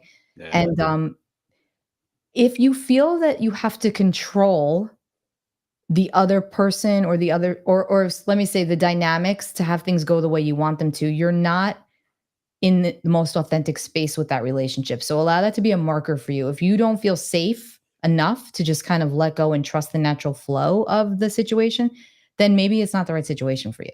So I think there's going to be a lot of recognition going on here for Virgo, and you'll also be taking yourself out of that critical space. So I think this is going to be good for you. I think you're going to have a lot of epiphanies. Yeah. No, And that's very strong. That's true. I'm feeling rest that. your body also. Rest the system. Let the system, you don't want to always be rebooting the system. You need to shut down completely sometimes. And I think this eclipse is a good invitation for you to shut down, and then reboot a week or so later. All right. To piggyback off of that too, Virgos, I think that's perfect what she said. And this can be also that, like I said earlier, the retiring from the negative self-talk, but also you don't always have to spend your whole day or proving that you're right or getting in the weeds of the details. And like she said, shutting down, but that could also be in terms of, the deep introspection where you can, you know, really change the diet, like really get into what is beneficial for your digestion. And also realizing that, that help from the ninth house Uranus trine for the eclipse, you know, think of how are your beliefs bringing blessings, wisdom, and abundance in your life. You know what I mean? And be willing to not be perfect and think outside the box. Bring in new ideas, new ways of thinking, right? And also speak your truth, right? If you are kind of like saying, you know what, I'm having this awakening, and you realize it, then maybe you are going to become that recovering Catholic. Maybe you are not going to be no longer Jewish, Muslim, Christian. Maybe you're like, I need a break from organized religion, right? We can still love our religious backgrounds, but also be kind of embracing a new form of spirituality in our lives. And, don't be so self-critical and so tough on yourself. You're going to find that, out there in public, you've got a lot of support. And then even there'll be more support this summer with your friends groups and any groups over the internet and organizations you may want to be a part of, So there's a lot of positivity, but this is a time to say, hey, I don't have to be perfect anymore, and give yourself permission not to be. That's going to be a nice gift to yourself. So we're going to get to Libra in a second. Let's take a couple of comments or questions in the chat. Aries to Virgo, any thoughts? Any of you rising signs? Any questions or anything? I do. I want to address one question that I saw here. It's actually a comment. Kim said her mom's a Pisces sun, but she's not one to chat or pet dogs on walks. And I want to say, actually, when I said that, my mom's the Pisces moon and Pisces rising. And she's a Taurus. Yeah. Yeah. So that's a little different. Right. I'm just going to say, think of the sun sign as like your forever expanding consciousness. Like you come in with this karmic contract to move into your sun sign. So it sometimes takes time. Like for a Pisces sun, for example, you'll find that Pisces moons or Pisces rising are much more naturally tuned into themselves intuitively, because when you have the sun there as an isolated placement, it takes a little bit more time to kind of like grow into that, or let me say like evolve into that, right? Where the moon is who you already are. And the rising sign is your like survival instinct. It's how you do life. So it gets a little bit in your auric field. It's the energy that vibrates out. So people that might be why. Piscean, Okay. So let's see. Any other? Virgo, sun, moon, and Mercury. Oof. Sun, moon, and Mercury in Virgo? Wow. Yeah. Gonna need a rest. Yeah. I got a kid with that. It's a lot. It's a lot. Yeah. I'm just looking to see if there's some breath work can help too. Oh, really, mastering your breath, when you can get in tune with it, you guys, and really just in and out, especially deep in and out, slow, 4 in, 4 out of the nose, that could really, really help. Remember what I was talking about with the Gemini rising, even for Virgo, sun, moon, and sun, moon, Mercury? Little sensory stuff, just things to calm you down. And at this time, I've been noticing, and I wonder how you feel this with the Pisces moon, but I've been telling a lot of my heavy Pisces clients, tune into the music, but try to do it without lyrics, some instrumental. Just the tonality, the vibration and frequency of the music, but without the lyrics. Sometimes I think that can, really bring a different level of integration of peace and synchronicity for those Pisces placements and energies. You know what I mean? Absolutely. Classical, some jazz, instrumental, Brazilian. Even you could do some instrumental hip hop if that's what you like. So. Yep. Absolutely. Yeah. So. Oh, Awake in the Dream School. Oh, yeah, she's a Pisces, an astrologer. Hey, Anthony. Yep, Awake in the Dream School. She's really good. Yeah. How's Uranus transiting your ascendant? I'm curious how that's been playing out for you, Awake. Yeah, I know. That's been, she's that Taurus rising. Yeah. It's been great for me to see it, right? Because I prepared being the astrologer, but when it was getting ready to hit, Lisa, you'll laugh at this. I remember my wife and I were in the bathroom, like in our closets talking. And I said to her, babe, Uranus is going to be on your ascendant for 7 years. It's going to be in my 7th house for 7 years. I said, we're not going to get a divorce. There's not going to be any affairs. And I said, but you're going to become a whole different person. And I'm going to be here to watch it and support your change and growth. And she was just like, at the time, she wasn't so much into the astrology and all this stuff. And she was like, okay, baby. And can I tell you, since 2018, my wife is so different.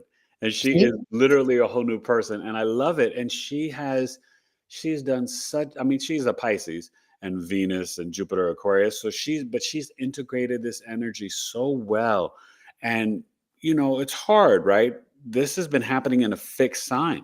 Yeah. So you could also choose not to integrate it, and it could be very difficult for you. Yeah, But that's when I'm it very becomes. proud of her. She's done such a great job. So I salute, like I said earlier, I salute the Taurus risings, because anybody in Geminis, get ready. You're going to go through it. I think they'll be easier for them, but it's still, Uranus on Well, the ascendant for 7 years is no well, joke.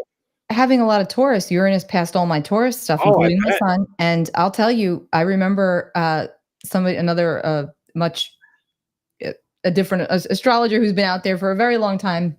Uh-huh. He said to me, "It's like you're birthing a baby elephant." And I'm like, yeah, it kind of feels like it's just like I'm just being like, pushed to the max here. And you have to, at some point, it feels liberating though, because you force yourself into changes that you may not feel ready to make, but at the same time you do it and you're like, oh, that was actually really liberating. But Because the a lot of problem people is it's in forget. your 12th house. So you've been birthing it alone in your Right. bedroom or in Yeah. your dreams Yes. or in the Yes. spiritual realm. Right. But here's the thing. And this is what I love about Uranus energy. A lot of people forget because we get nervous, right? Because it's the disruptor. But what Uranus stands for is raw truth and Yeah. freedom and liberation. So that could simply be It's you awakening giving your the world the soul. middle finger and saying, you know what? I don't care what you think of me anymore, because Yeah. this is who I am. It And brings that's a you very that liberating real, thing. authentic freedom. You're so Yeah. right. Authenticity. Yes. Yep. Absolutely. Okay, so let's get to Libra. Okay. Libra rising. Libra. So big theme for Libra too. Relationships always are a big theme for Libra, but specifically right now for Libra rising, there's something about your mental health, your physical health, your spiritual health, and how all of that is being impacted by your relationships. And this is relationships of all kinds. So if you're working in a job that's really bad for your physical health, you're going to really want to try to make this your year where you go within and make those changes, and don't go into the victim mentality or the he said, she said. It's more about, this is the situation. How am I going to get out of it? How am I going to make a plan? It's going to be about making a plan. And that could be for, if you're plotting for, I'm saying plotting, but if this could have to do with the dissolution of a marriage, this could be the dissolution of a business relationship. What you're doing behind the scenes to get you to where your desired result is. Because if it's affecting your health in a adverse manner, you have to protect yourself. You have to take care of yourself. No relationship is worth your physical health. It's just not. No situation is worth your physical health. It's not. So I think that that's going to become very evident and obvious for you about finding that recalibration so that you can, move forward in a much more authentic manner. I love that. And I would just add with the Libra risings, you know,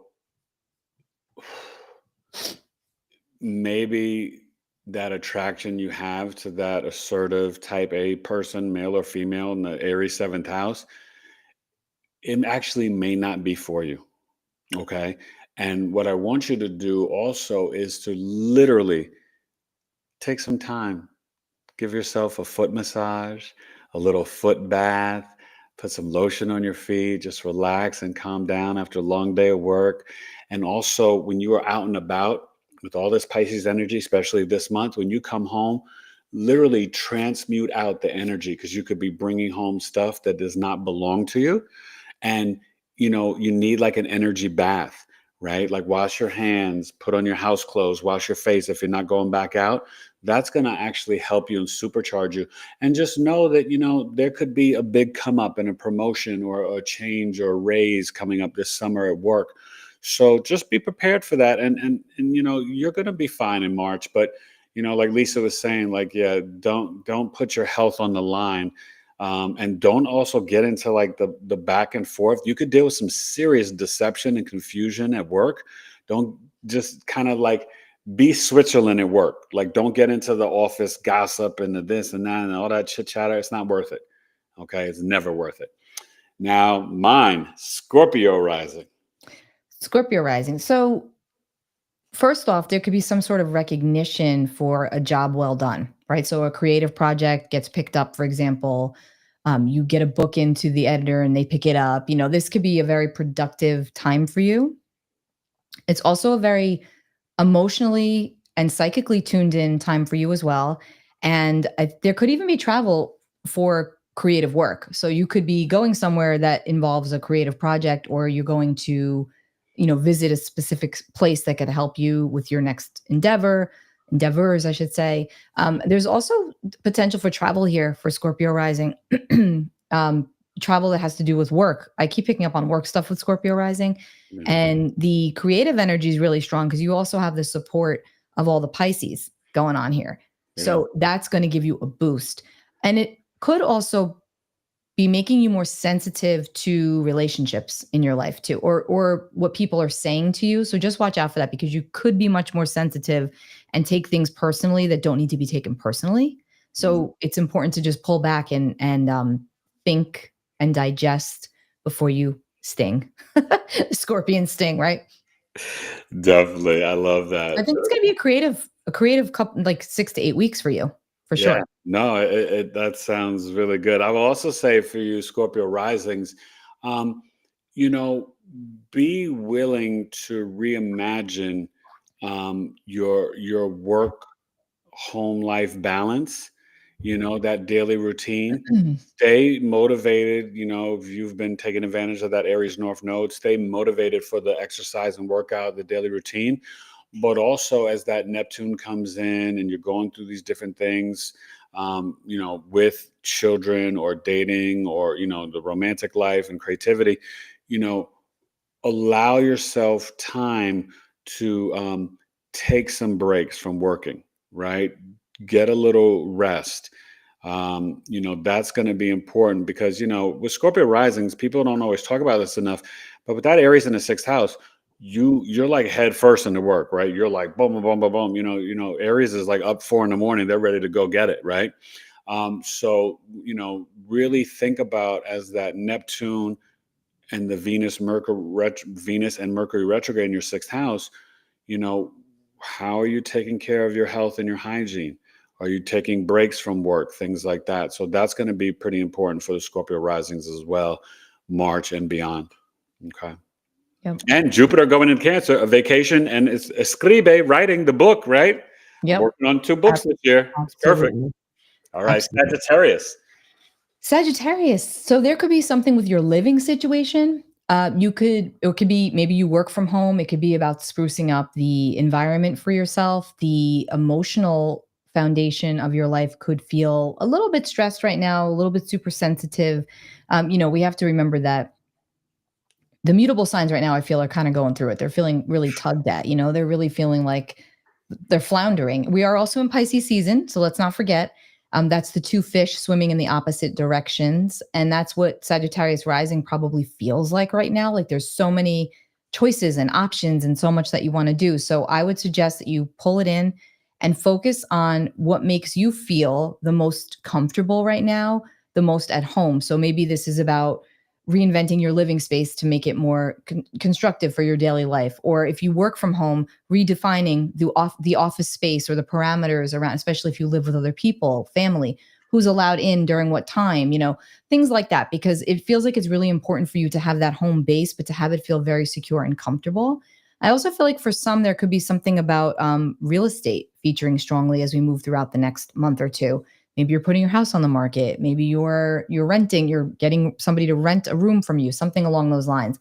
There's a lot here about the home and the hearth, and making yourself feel more comfortable in your own home and in your hearth, and also emotionally more comfortable. But knowing that the energy right now for you is definitely going to feel a little bit scattered.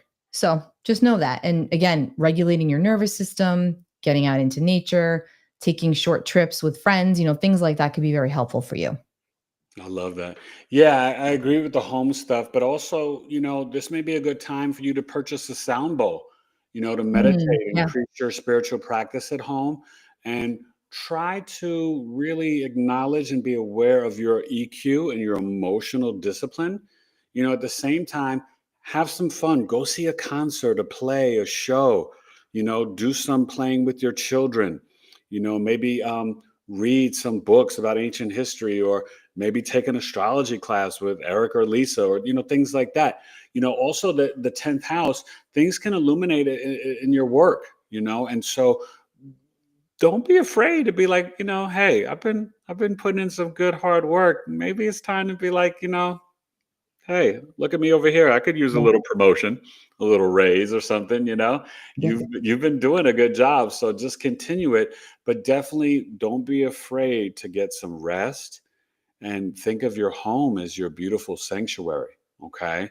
Yeah. And I would definitely Sag Rising take advantage of these guys and know that this is a good time for you. You know what I mean? But also don't be afraid to put something out in the marketplace. Maybe you need to sell some things, right? Maybe you're, that verbal exchange with the Jupiter there in the marketplace, you could have some benefits and blessings. So if you want to start the podcast, you want to start selling your crystals or your own jewelry line, Right. have at it and go for it. Okay. Capricorn. Capricorn. Okay. I feel like the Capricorn risings might feel a little bit of stress this month too, especially as we get towards the end when we get to the solar eclipse. But it doesn't mean bad stress. It just means this lunar eclipse, this full moon for you, you could find that if you're, for example, if you're at odds with a family member, there might be some important conversations that have to happen. They might be being forced upon you from the outside, for example. And now you have to communicate with this person. And you're being invited to express yourself differently. And it really will help your own personal well-being and your own value. And you'll feel better about yourself by communicating authentically, of course, but also reaffirming the reasons why you've disconnected in the first place. But you do that for yourself. You don't have to do that to the other person. So you have the communication that needs to be had, and then you're walking away from it. It just shows how much you've developed as a soul, that you don't always have to have the last word in this situation. But I do feel like for a lot of Capricorn risings, there's a lot of communication, a lot of the throat chakra energy here that's very important. And it feels like it's things that need to be said that are going to be very cleansing for you. And it's a teaching moment also for the others around you. So it's like by you handling it differently, you're going to be surprised and proud of yourself, but you're also going to be guiding others to be in that energy as well. So I do feel like there's a lot of importance around, I just keep getting like the speaking piece, like communications and conversations with unexpected people that you're not expecting to be communicating with. I love that. Yeah, but that ninth house, right? They could become like the little guru at this time too. Yeah. So listen, Capricorns, congratulations, right? After Pluto's November gone. 19th, you survived the Pluto on the ascendant. So you're feeling different. Okay. Now, this actually could be a great time for you guys to work on a parasite cleanse, right? Changing what you're eating, maybe doing something a little different, more high vibrational food, more high vibrational clothing, cotton, organic cotton, linen, and wool. Also, not now because Venus is retrograde, but maybe after April 13th or after April 20th, right? As we start to get the Taurus season, maybe it's a new home, a new car. Think of different things that you may want to purchase, but also there could just be some cleansing out the home. You could be ahead of the spring cleaning and really like transmute and get some of the old clothes and old shoes you're not wearing anymore out of the home, remove them, right? Because Yep. when we are willing to let go and clear out, guess what? That brings in and clears the space for new energy and new items and new things to come in. And also, you can really focus on your self-worth and yourself and your values. Maybe, mira, escribe, write a little letter saying, you know what, Mom? Thank you. You really did a good job raising me. Thank you. It's never a bad time for us to thank our mothers, okay? So for Capricorn risings, I'm going to put that on your plate. You could do it, okay? So, but it's going to be a good time. But, definitely embrace the fact that you don't have to win every argument. Whether you're buying a new cell phone, you're at the grocery store, you're moving your cart and someone cuts you off. You don't have to yell or curse at them. You don't have to argue with your spouse. You know what I mean? That Mars mess that it's been creating, let it go and just know the summer, Jupiter is going to come and all of those things will be kind of like glamorized. And you'll be like, oh, wow, I love shopping now at the store. Oh, this crowd of people is not irritating me anymore. You're going to feel it different. Let's not overdo it. Hey, listen, you don't know what Jupiter's going to bring for them. No, In I'm kidding. I'm Cancer, kidding. Yeah. it could be a little fun for them. Yeah. But Capricorn definitely take stock of a little cleansing your diet and purification. That could be very beneficial for you. So Aquarius. Aquarius. I feel like Aquarians need to let their hair down and like allow themselves to breathe and have fun, and you don't have to be so serious right now. I feel like the last few months for you have just been very intense. And I think there's been a lot of relationship stuff. I think there's been a lot of redefining the way we do relationships, the way we value ourselves in relationships or don't, or where we're letting other people kind of dictate what we do and say, where now we're realizing, wait a minute, I don't like that. I don't want, pizza every Friday. I don't like pizza, just whatever it is that's not working for you.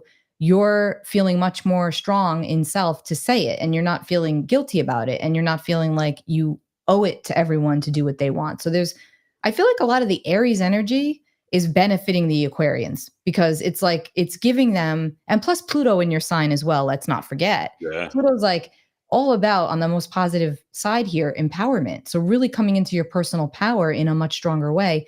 And even if it's being forced upon you through outside circumstances that are like making you be stronger, you still have to honor how far you've come in that empowering space and how much you're capable of doing for yourself. So I think there's a lot here about just change, dynamic change for Aquarius rising. And that's going to continue over wherever you have Aquarius over the next decade plus. It's like change Forever. and empowerment. Yeah. This is going to be a lot of growth, a lot of, and good. I feel good financial, it's a good financial time for Aquarius rising also. Now, it doesn't mean, because Venus is retrograde, so we don't want to, quote, throw the baby out with the bathwater, so to speak. You don't want to be silly with your money, but Yeah. you can look into things, and real estate, investments, things of that nature could bode very well for you this next little while. But just be smart about it. Don't get too crazy. I love that. Yeah. Well, this is also a good time for Aquarius risings to do some shadow work.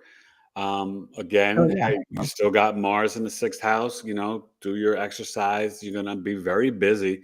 But you're gonna have like a little magnetic glow around you. So you may have a little bit more attention, a little fame, for a little bit, all eyes on you, right? You're walking around like Tupac Mhm. with the second house and the third house, all this stuff going on for us now, for you guys, Aquarius risings. I want you to trust your intuition. It is going to be on 20. It's going to be so high. And anybody coming to you saying things, you will like literally, as the words are going through the air, you're going to like blah, blah, blah, scramble it and decode it.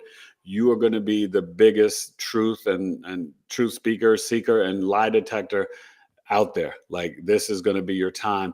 I love what Lisa said about the Venus in the third house. And I think going for walks in your local community, it could just be really nice. And you may like connect with like an old neighbor, and like maybe a relationship was a little damaged. Maybe it's like, hey, you know what, oh, it's good to see you, I haven't seen Yeah. you like in a couple of months or whatever. Just embrace the fact that people will be drawn to you. The Pluto and the ascendant, some people could be a little fearful and repelled, but they'll Yeah. be drawn to you. So kind of walk into your intuition and really speak the compassion that you may be feeling from your heart chakra. That's going to benefit you, and stay with a regular exercise schedule as well. And now, last but not least, the Pisces. Pisces, the Our Pisces. fishy. Yeah. I'm excited for Pisces and I've been saying this since last year, because I feel like they're coming, like, you guys are the last sign, right? We said that. But listen, save the best for last sometimes, right? So it's just the order of the zodiac, but it's not a coincidence. Pisces, I always say Pisces energy takes a little bit of every sign before it. And that's why Oh, sometimes yeah, it it does. can feel very overwhelming, and like you just want to escape, or you just don't want to deal with things because it's too hard, it's too challenging.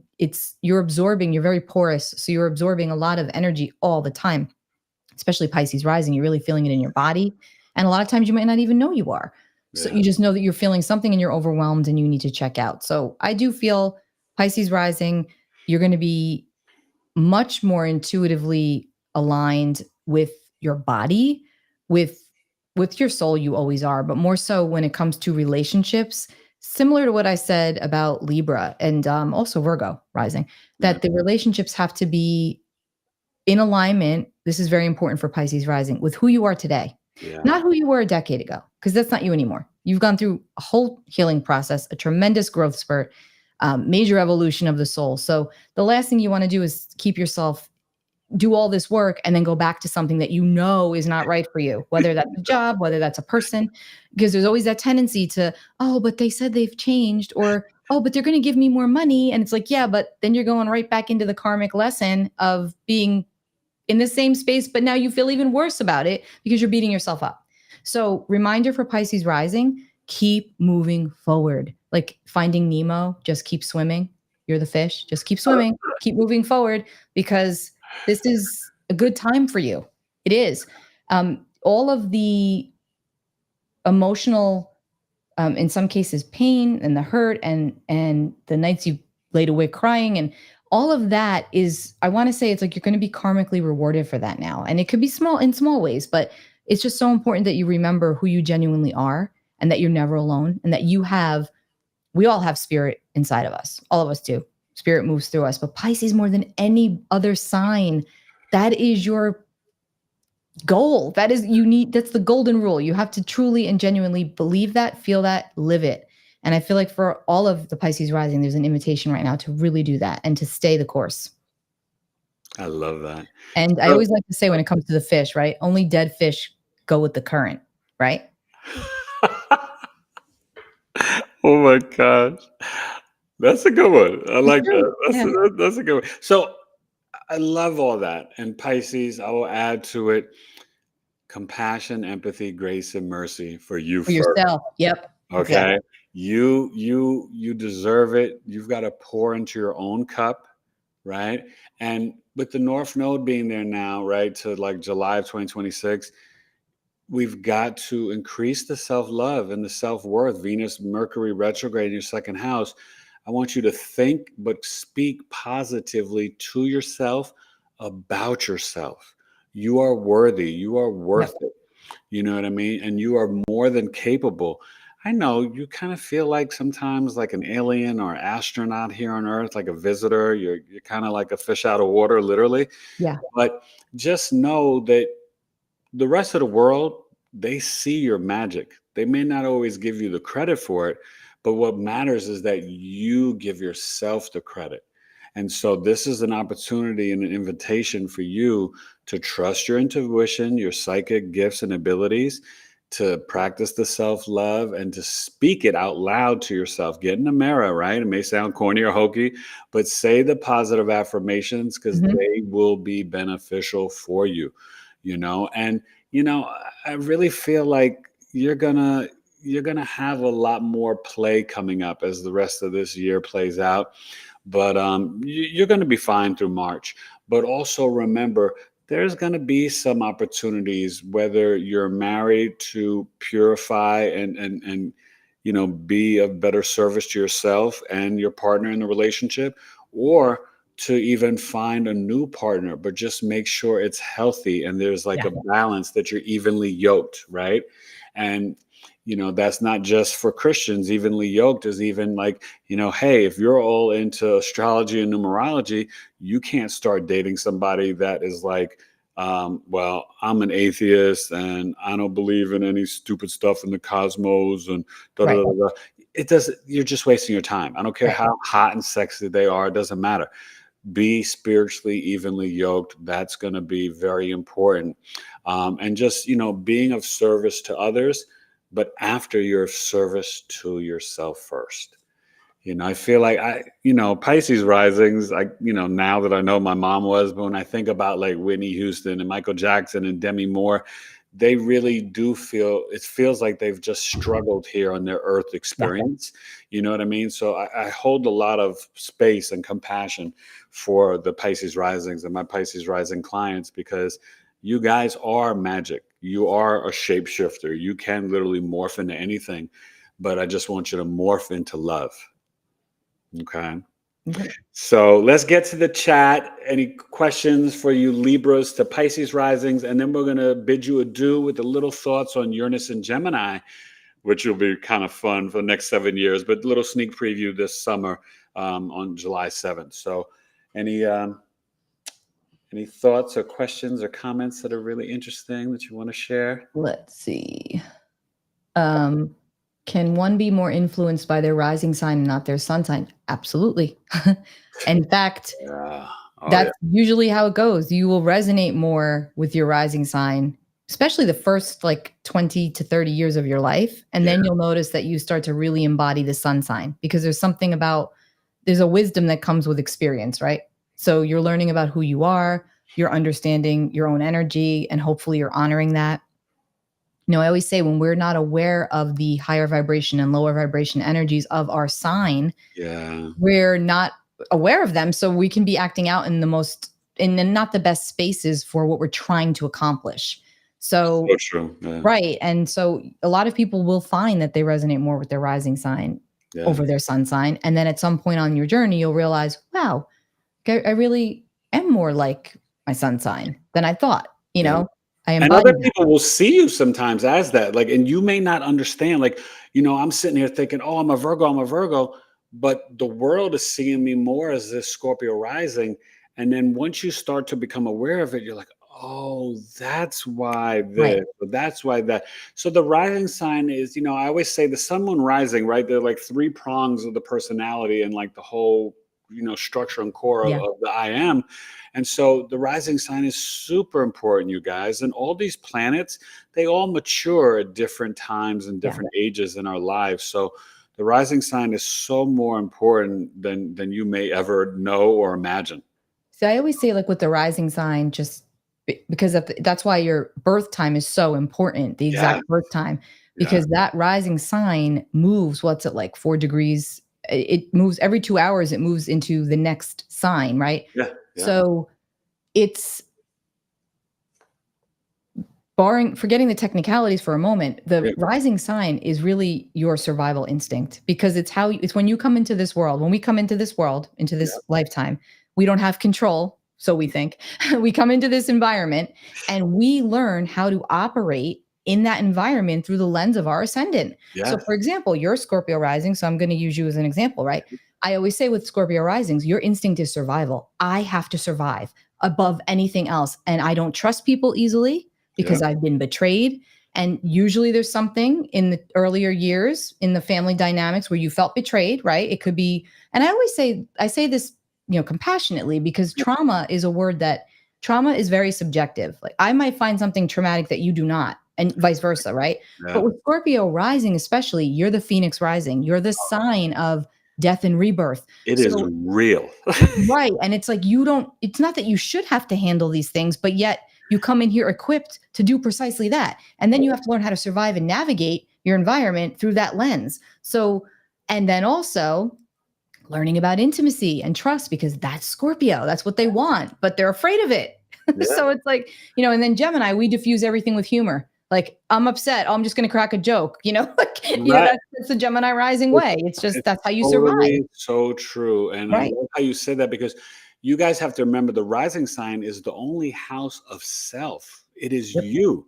Every other house in the chart, right? And we, like Lisa said, we have all these 12 signs and 12 house energies, but every other house is you in relation to other aspects of the life. The first house is all Scorpio Eric, all Lisa Gemini. You know what I mean? So you really want to get very up close and personal, intimate with that energy, because it's you at your core. Yeah. And it's powerful. Yeah. It's also so important to remember that the planet that rules your rising sign, that's your planet. That's your bestie. Your chart ruler, If I always say to people, this is just a little hint. If you're feeling unfulfilled or you have some unexpressed, you know, soul stuff here going on, think about the planet that rules your rising sign. Okay. And that's very easy to Google, by the way. But, you know, so for example, you know, Gemini rising, it's Mercury. So for Mercury is a planet of communication, correspondence, information. So teaching, learning. So for me, a big part of my essence here on this earth is I love to communicate about what I know. I love to teach. I love to talk. I love to discuss things with people that have the same ideas as me or that are interested in, you know, that's the Mercury way, very Mercury. So I could never do something where I wasn't allowed to communicate with people. Right. No, that You would know, feel like death to you. yeah. And like for Taurus rising, it's Venus. So you need to feel very safe and comfortable with what you're doing. It needs to look nice. It needs to feel nice. It needs to have color, you know. Yeah. Anyway, we could go on and on about No, no, this, but no, of course. And it's so true. You know, you I want to mean, connect to the planet too. It's yeah, very the important. Scorpio, the Mars, I feel that because I am a natural investigator, right? That's what Mhm. Mars likes to do. It wants to probe. A laser. It's like zoom. Yeah. And Mars also, it's very distinct about that it will initiate. You know what I mean? And so it's very true. So let's take one more question or comment. Any of you guys, any of your rising signs, any thoughts or questions? We're here to get it in real quick, and then we're going to wrap up with Uranus and Gemini Okay. I that see. come in on the 7-7 portal. Yeah, I see an interesting one. Okay. Someone's Tudalulu saying she's a Cancer rising, but also she has an Aquarius stellium, Sun, Venus, Mercury, Mars. The Aquarian energy resonates with her, but more than the Cancer rising. Yes, because you have a lot of Aquarian energy there. So that Because would you have make that sense. stellium, yeah. Yeah. It And it's kind of in like it will counts. override the Cancer rising at times, Yeah. but you're still a Cancer rising. Yeah. So And also, people may not, some people, when you come into a room, they're going to like, oh, she seems very nurturing and caring. She feels like a Cancer, you know? But I mean, anytime you have a stellium, you guys, in your chart, it's going to stand out. oh Like, yeah. bigly. Like, Yep. it stands out. Like, you could be like a Gemini rising, a Cancer moon, and a Leo sun. But let's say you got Virgo, Mars, Jupiter, and Mercury, you know, all in Virgo. Yeah, That that Virgo will. stellium Yep. may like override like the Gemini, Cancer, Leo. Like Yeah. that Virgo stellium of like Mercury, Mars, Jupiter, Venus, that could all like be like, people are like, oh, you seem like a Virgo. It's like, well, yeah, but I'm a Leo and I'm a Cancer moon and a Gemini rising. But that's the stellium power. It's very, when you have 3 or more planets, right? And, you know, I like to say within the 10 degrees for the conjunction of the stellium. Some astrologers, you know, I don't know your thoughts on it, but some people just be like, oh, I got 3 planets in one house. It's a stellium. You know, a little Depends bit. on the planet, depends on the Yeah, yeah. distance. Yeah. I like to keep the closer orb, but I mean, if you do have 3 planets in one house, you know, it's pretty much a stellium. But you do want to see the conjunction. You know, I always like to say the analogy, Lisa, right? Like if my, let's say, sun is at 2 degrees and then my Pluto's at 28, it's like, you know, 2 people having a conversation in the same house, but like somebody's on one end, somebody's on Yep. the other end. I'll Yep. be like, what's for dinner? And then my Right. wife's like, huh, who's the winner? You Yeah. know, Yeah. you're not hearing each other, and you can be misinterpreted. Yep. So that the degree points are very important. Okay, I want you guys to know that. So okay, let's wrap up with Uranus Gemini, and if there's a couple of questions at the end, we can answer them. So Uranus and Gemini, this is going to be a 7-year transit. It's starting July 7th on the 7-7 portal, right? It's going to go in there for a few months and then retrograde back into Taurus for a couple more months. And then it will permanently, not permanently, but for 7 years, so 2033 or so, go back in, I believe it's April, right? April 2026. Yeah. So for you, for the rest of this year, where we're going to experience it starting in July, what is your sense and feeling of this Uranus Gemini transit? Well, the most interesting piece, of course, there's a lot more to the world than the United States, but I have to Right. say, in the birth chart for the United States, we're going Yeah. to be experiencing the Uranus return, which Yes, is, you ma'am. know, once every 84 years here. So Yeah. the 84, what am I talking about? The last time Uranus was in Gemini was 1940 something, right? Yeah. Yeah. When Yeah. Trump had it, a lot of Oh, people, yeah, he's gonna be going through his Uranus yeah, return he's going to go through his along with Uranus the United return. States, which is quite interesting. Yeah. The eccentric, the leader, that whatever, you know, however, the disruption, you Yeah. know. Then also it's going to I had a thought and I just lost it. And I apologize. My brain. And see, this is exactly what Uranus and Gemini is going to be like. Oh, yeah. It's going to be such Because a it's flurry, Uranus is the higher octave of Mercury. and it's air. So it's Uranus is in its element in the air sign in Gemini, and it's going to be fast, and there's going to be so much change, and and get ready for the aviation industry to be completely like flipped around, because there's going to be a lot of change there. Um, I think that extraterrestrial activity, galactic activity. I mean, there's going to be a lot of things that are going to blow your mind. It's just going to be so fast. And I think with Pluto and Aquarius too, That trine. that is going to be wild. But I think it's going to be kind of cool. I think Very cool. But I will say this: take care of your nervous system, because Uranus, I see it all the time with my clients. When they ever have a strong Uranus transit, it literally will deplete your minerals. Like you need to keep up with your electrolytes. You need to make sure that you're properly you can feel it hydrated. buzzing through your body. I mean, I have felt that when it was on my son. I literally felt it like brrr, like buzzing through my body at night when I would lay down. It was like making me crazy. And I was like jumping out of my skin. So you It's have a good to time to take like a little technology diet, a little break. yes. Maybe eat Yes. some more fruits. Speaking of it'll be which, summer. Yeah. technology, there's going to be so many new Advances, yes. forums. I think some of these social media outlets are going to be no more, and there's going to be brand new ones, brand new ways of connecting. Who know? I think it's going to just be so much tech growth and innovation that Oh yeah. I don't know if we're going to be able to keep up with it half the Well, time. I think by the time it gets to 2033, we are not going to recognize our world and our society. No. And the Uranus Gemini. So this is something you guys, and a lot of you new people here, thank you for coming. A lot of Lisa's people, thank you for coming. Make sure you like and subscribe and share this episode. It's going to really benefit a lot of people. But I will tell you this, I'm like a walking ghost. I had an NDE in 2021. I was in coma for 40 days in the hospital for 85 days. And when I was on the other side, I saw a lot of visions of the future. And I can tell you one thing, whether it's by 2033 or during the Pluto Aquarius transit, so 2044, these things, they're going to be gone. We are going to be literally, if you go back and watch two movies, Total Recall and The Matrix, a lot of that stuff is going to be like right in our faces. I could literally walk into my home and just, be like, call Lisa, and then she'll like pop up like on a screen in my house, and we'll be voice chatting. It won't be through a phone. It'll be like a big, big screen. You know what I mean? These are the things.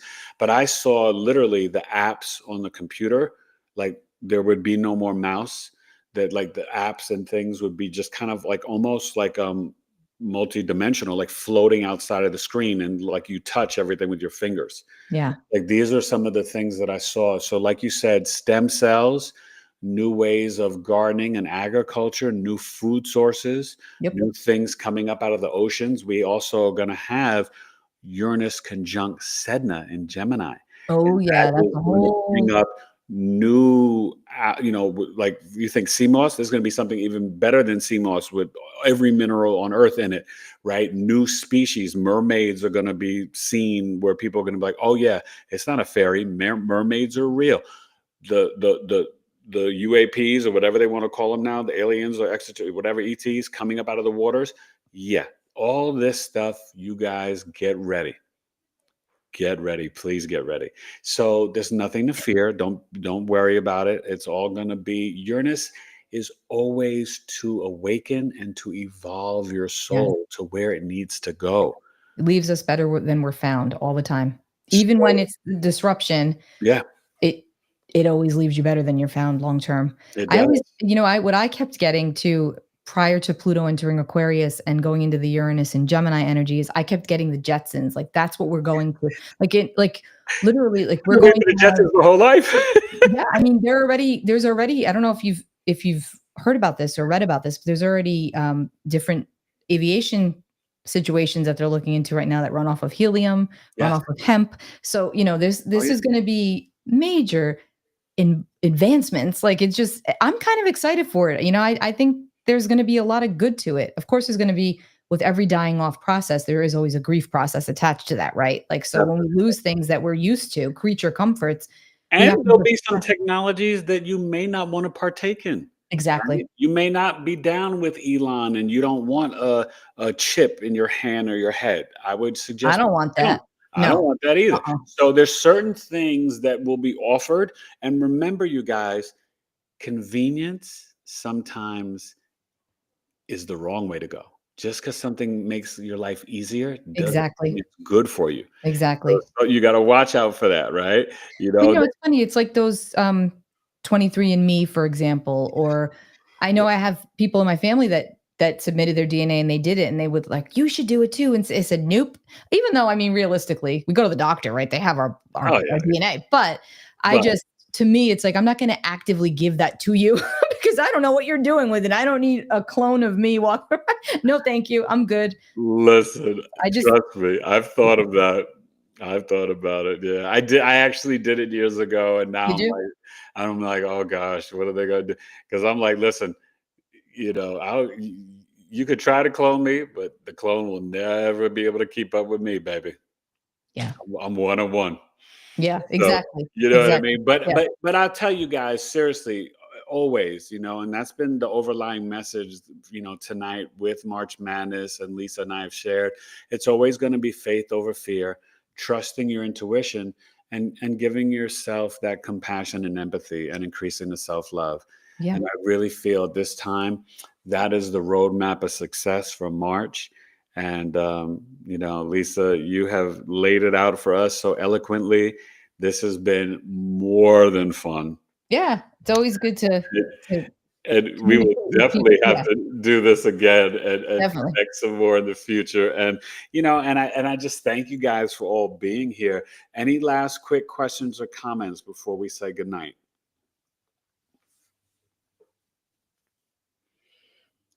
Let's see.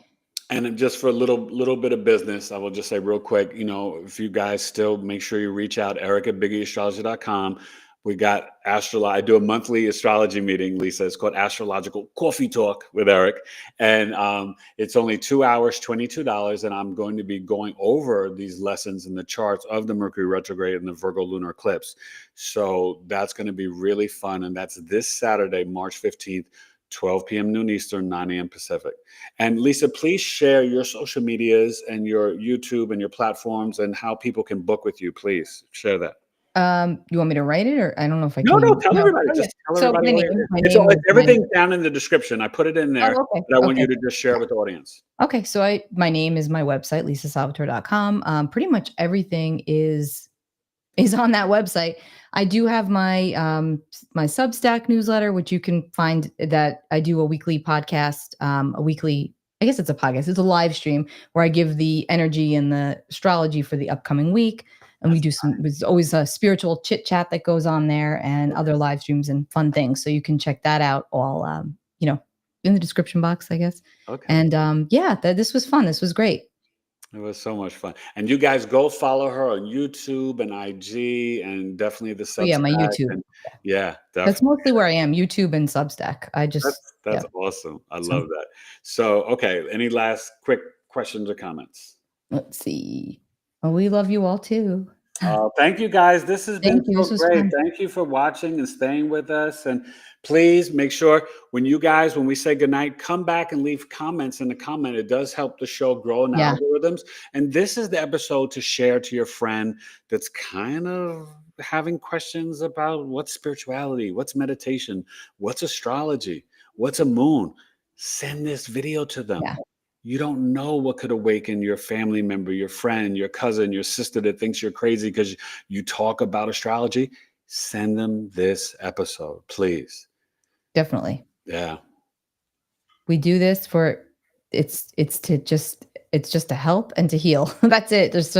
Yeah. The awareness is like I always say, a lot of times just being able to put context to what you're feeling in a deeper way is what you need to help to launch you forward, Amen. because Of we all get course. stuck. We all do. Yeah. And we're only human. And remember, astrology is in the Bible, the Torah, and the Quran. It is Yes, not it a is. sin. Yes, Okay. it is. It is totally all through those books. Yep. So, Any last comments or questions or yeah, it seems like I no? think All right, you guys. everyone's thanking us. This was so much fun. Yeah. Thank you, everybody. Enjoy. Thank you, Lisa, for Thank coming. you. Thank you for having me. This was great. It was really a good time. This has been episode 315 of my Knowledge is Love Astrology podcast. And definitely come back and comment explore the channel. All you new people, please subscribe and definitely go and follow Lisa Salvatore. She's got a wealth of knowledge and she's got a pure heart and soul. So, Oh, thank you. good, Thank you. good people, you always want to support and resonate with them because, authenticity, that's the word. There's a lot of people in this spiritual space that, I don't want to say this the wrong way, but you just got to be very discerning about who you listen to, who you Yeah. absorb from, and again, always use your discernment. Yeah. If it doesn't feel right, don't And follow it. you'll feel it when it's heart-based and authentic, you know what I Yeah. mean? It's like, Yep. Yep. and that's what this channel, and that's why this is called the Knowledge is Love Astrology Podcast, right? Yep. And I wanted to bring on someone that's filled with knowledge and love. Thank you. Two I love to do intuitive this. astrologers sharing the reality of what, and remember, these planets, they are connected to your chakras. This is the map of your life, the remembrance of your soul. Astrology is not a joke and not a game. Nope. This is the occult sciences, this ancient wisdom, right? They've kept it from us for a long time. Don't think for a second that they don't use it every single day. The famous quote from JP Morgan, right? Astrology is the Yeah. language of billionaires. Only Yep. millionaires don't use it. That's all Exactly. you need to know. Speaking of, I do want to say one thing. The Happy Wanderer just said, "Thank you, no negativity here. Beautiful." I love Yeah. that because that's what the goal is. But Yeah. speaking to that was my very next comment actually, is you might hear a lot of things out there in the astrological space or in the spiritual space where people are saying, "Oh, all Aquarius do this," or "All Geminis have this coming up." I encourage you not to absorb that because that is baseless nonsense. You really need to know your personal astrology. Things are not There's that so black much and white. Just nuance. because there's a challenging transit happening in the sign of Aquarius, it doesn't mean that every Aquarius is going to have a challenging time. It doesn't work like that. It's so much more layered. Like I always say, astrology is one big onion. You peel back a layer and there's another layer and there's another layer. It's like it's constant. And And we're all one of one. yeah. That's the complexity of the chart, and that's why we do need to know your birth time, and it's why the degrees matter, and the decans matter, and the lunar mansions matter, and the aspects matter, you guys. Yeah. Yeah. You guys are so perfectly made, Yep. believe me. I'm going to answer one question just because I see somebody Okay. typing in all caps, which always makes me feel like I'm being yelled at. But Okay. it says, "I made comments but got no feedback on the 12th Oh, let's transit." give it time. Okay, I didn't see that, so I'm sorry. I'll have to scroll down and look at it. But obviously, I'm assuming you have a 12th house stellium, which, by the way, saying that you feel like nobody saw you, that's a key component of 12th house energy, by the way. Coming from someone with a lot of 12th house planets, you tend to feel like people don't see you. They don't get you. They don't understand you. You're like, why do I feel like I'm the ghost in the room? Like no one's, but yet you're so sensitive and tuned in and understanding of other people. Who is this? What is it? Phoenix, I think Phoenix. Hold on. I'm going to look at the 12th. I didn't see where the signs or anything involved here. Okay. Pisces South Node in the 12th, Mercury Sun, Pisces. Oh yeah. Continued from first. Yeah. Well, when you have that Pisces energy in the 12th house, you're obviously extremely psychically sensitive, right? And with that becomes, you have to be cleansing your energy every single day. You have to be allowing yourself recharge. You have to be taking Epsom salt baths if you can do so safely. I know some people have issues with salt, but taking Epsom salt baths, meditating, allowing yourself to be by yourself to quiet that noise, because one of the stronger lessons with that 12th house and with Pisces is that you'll feel alone a lot. I went through that my whole life. Always felt like a little lone wolf, but I always knew I had spirit inside of me. And that's such a strong lesson of that 12th house with Pisces, is knowing that you're never alone. And once you master that, you're your own best friend and you don't need that validation from the outside. But I would say you are a natural healer. You've got that natural Piscean 12th house energy that wants to sacrifice and wants to help and wants to serve, but you must do that for yourself first. First, yes. First and foremost. Service to you first. Yeah. We see you, Phoenix. We see you. Yeah. You recharge that energy, and it's so important. And know that, the Pisces 12th house, right? You're the Aries rising. This is a time for you to also value yourself. Yeah. Take stock of your self-worth. You are enough and you are amazing. Yes. Okay. Absolutely. You're bigger than all caps. And Okay. knowing, yeah. And I was just saying, when people write in all caps, I think I'm being yelled at. No, no, That's no, what no. I It's know you're not totally yelling at fine. me. I get that. But And I'm I, glad that you saw it and we had addressed yeah, it because yeah. I And I, want them to know you are seen. And guess what? exactly. You are Yep. so worthy. Yep. And that's the thing. And that 12th house energy is it's so powerful because without a doubt, 12th house energy, you will go through points in life where you feel very lonely. You feel very alone. But the trick is, once you recognize that spirit's inside of you, You're it never alone. alleviates a lot of that feeling. And you actually like being alone. You value that alone time. You value the Just make silence. sure you're productive with it. Yeah. Right? It's not like fear and loathing. It's not escapism.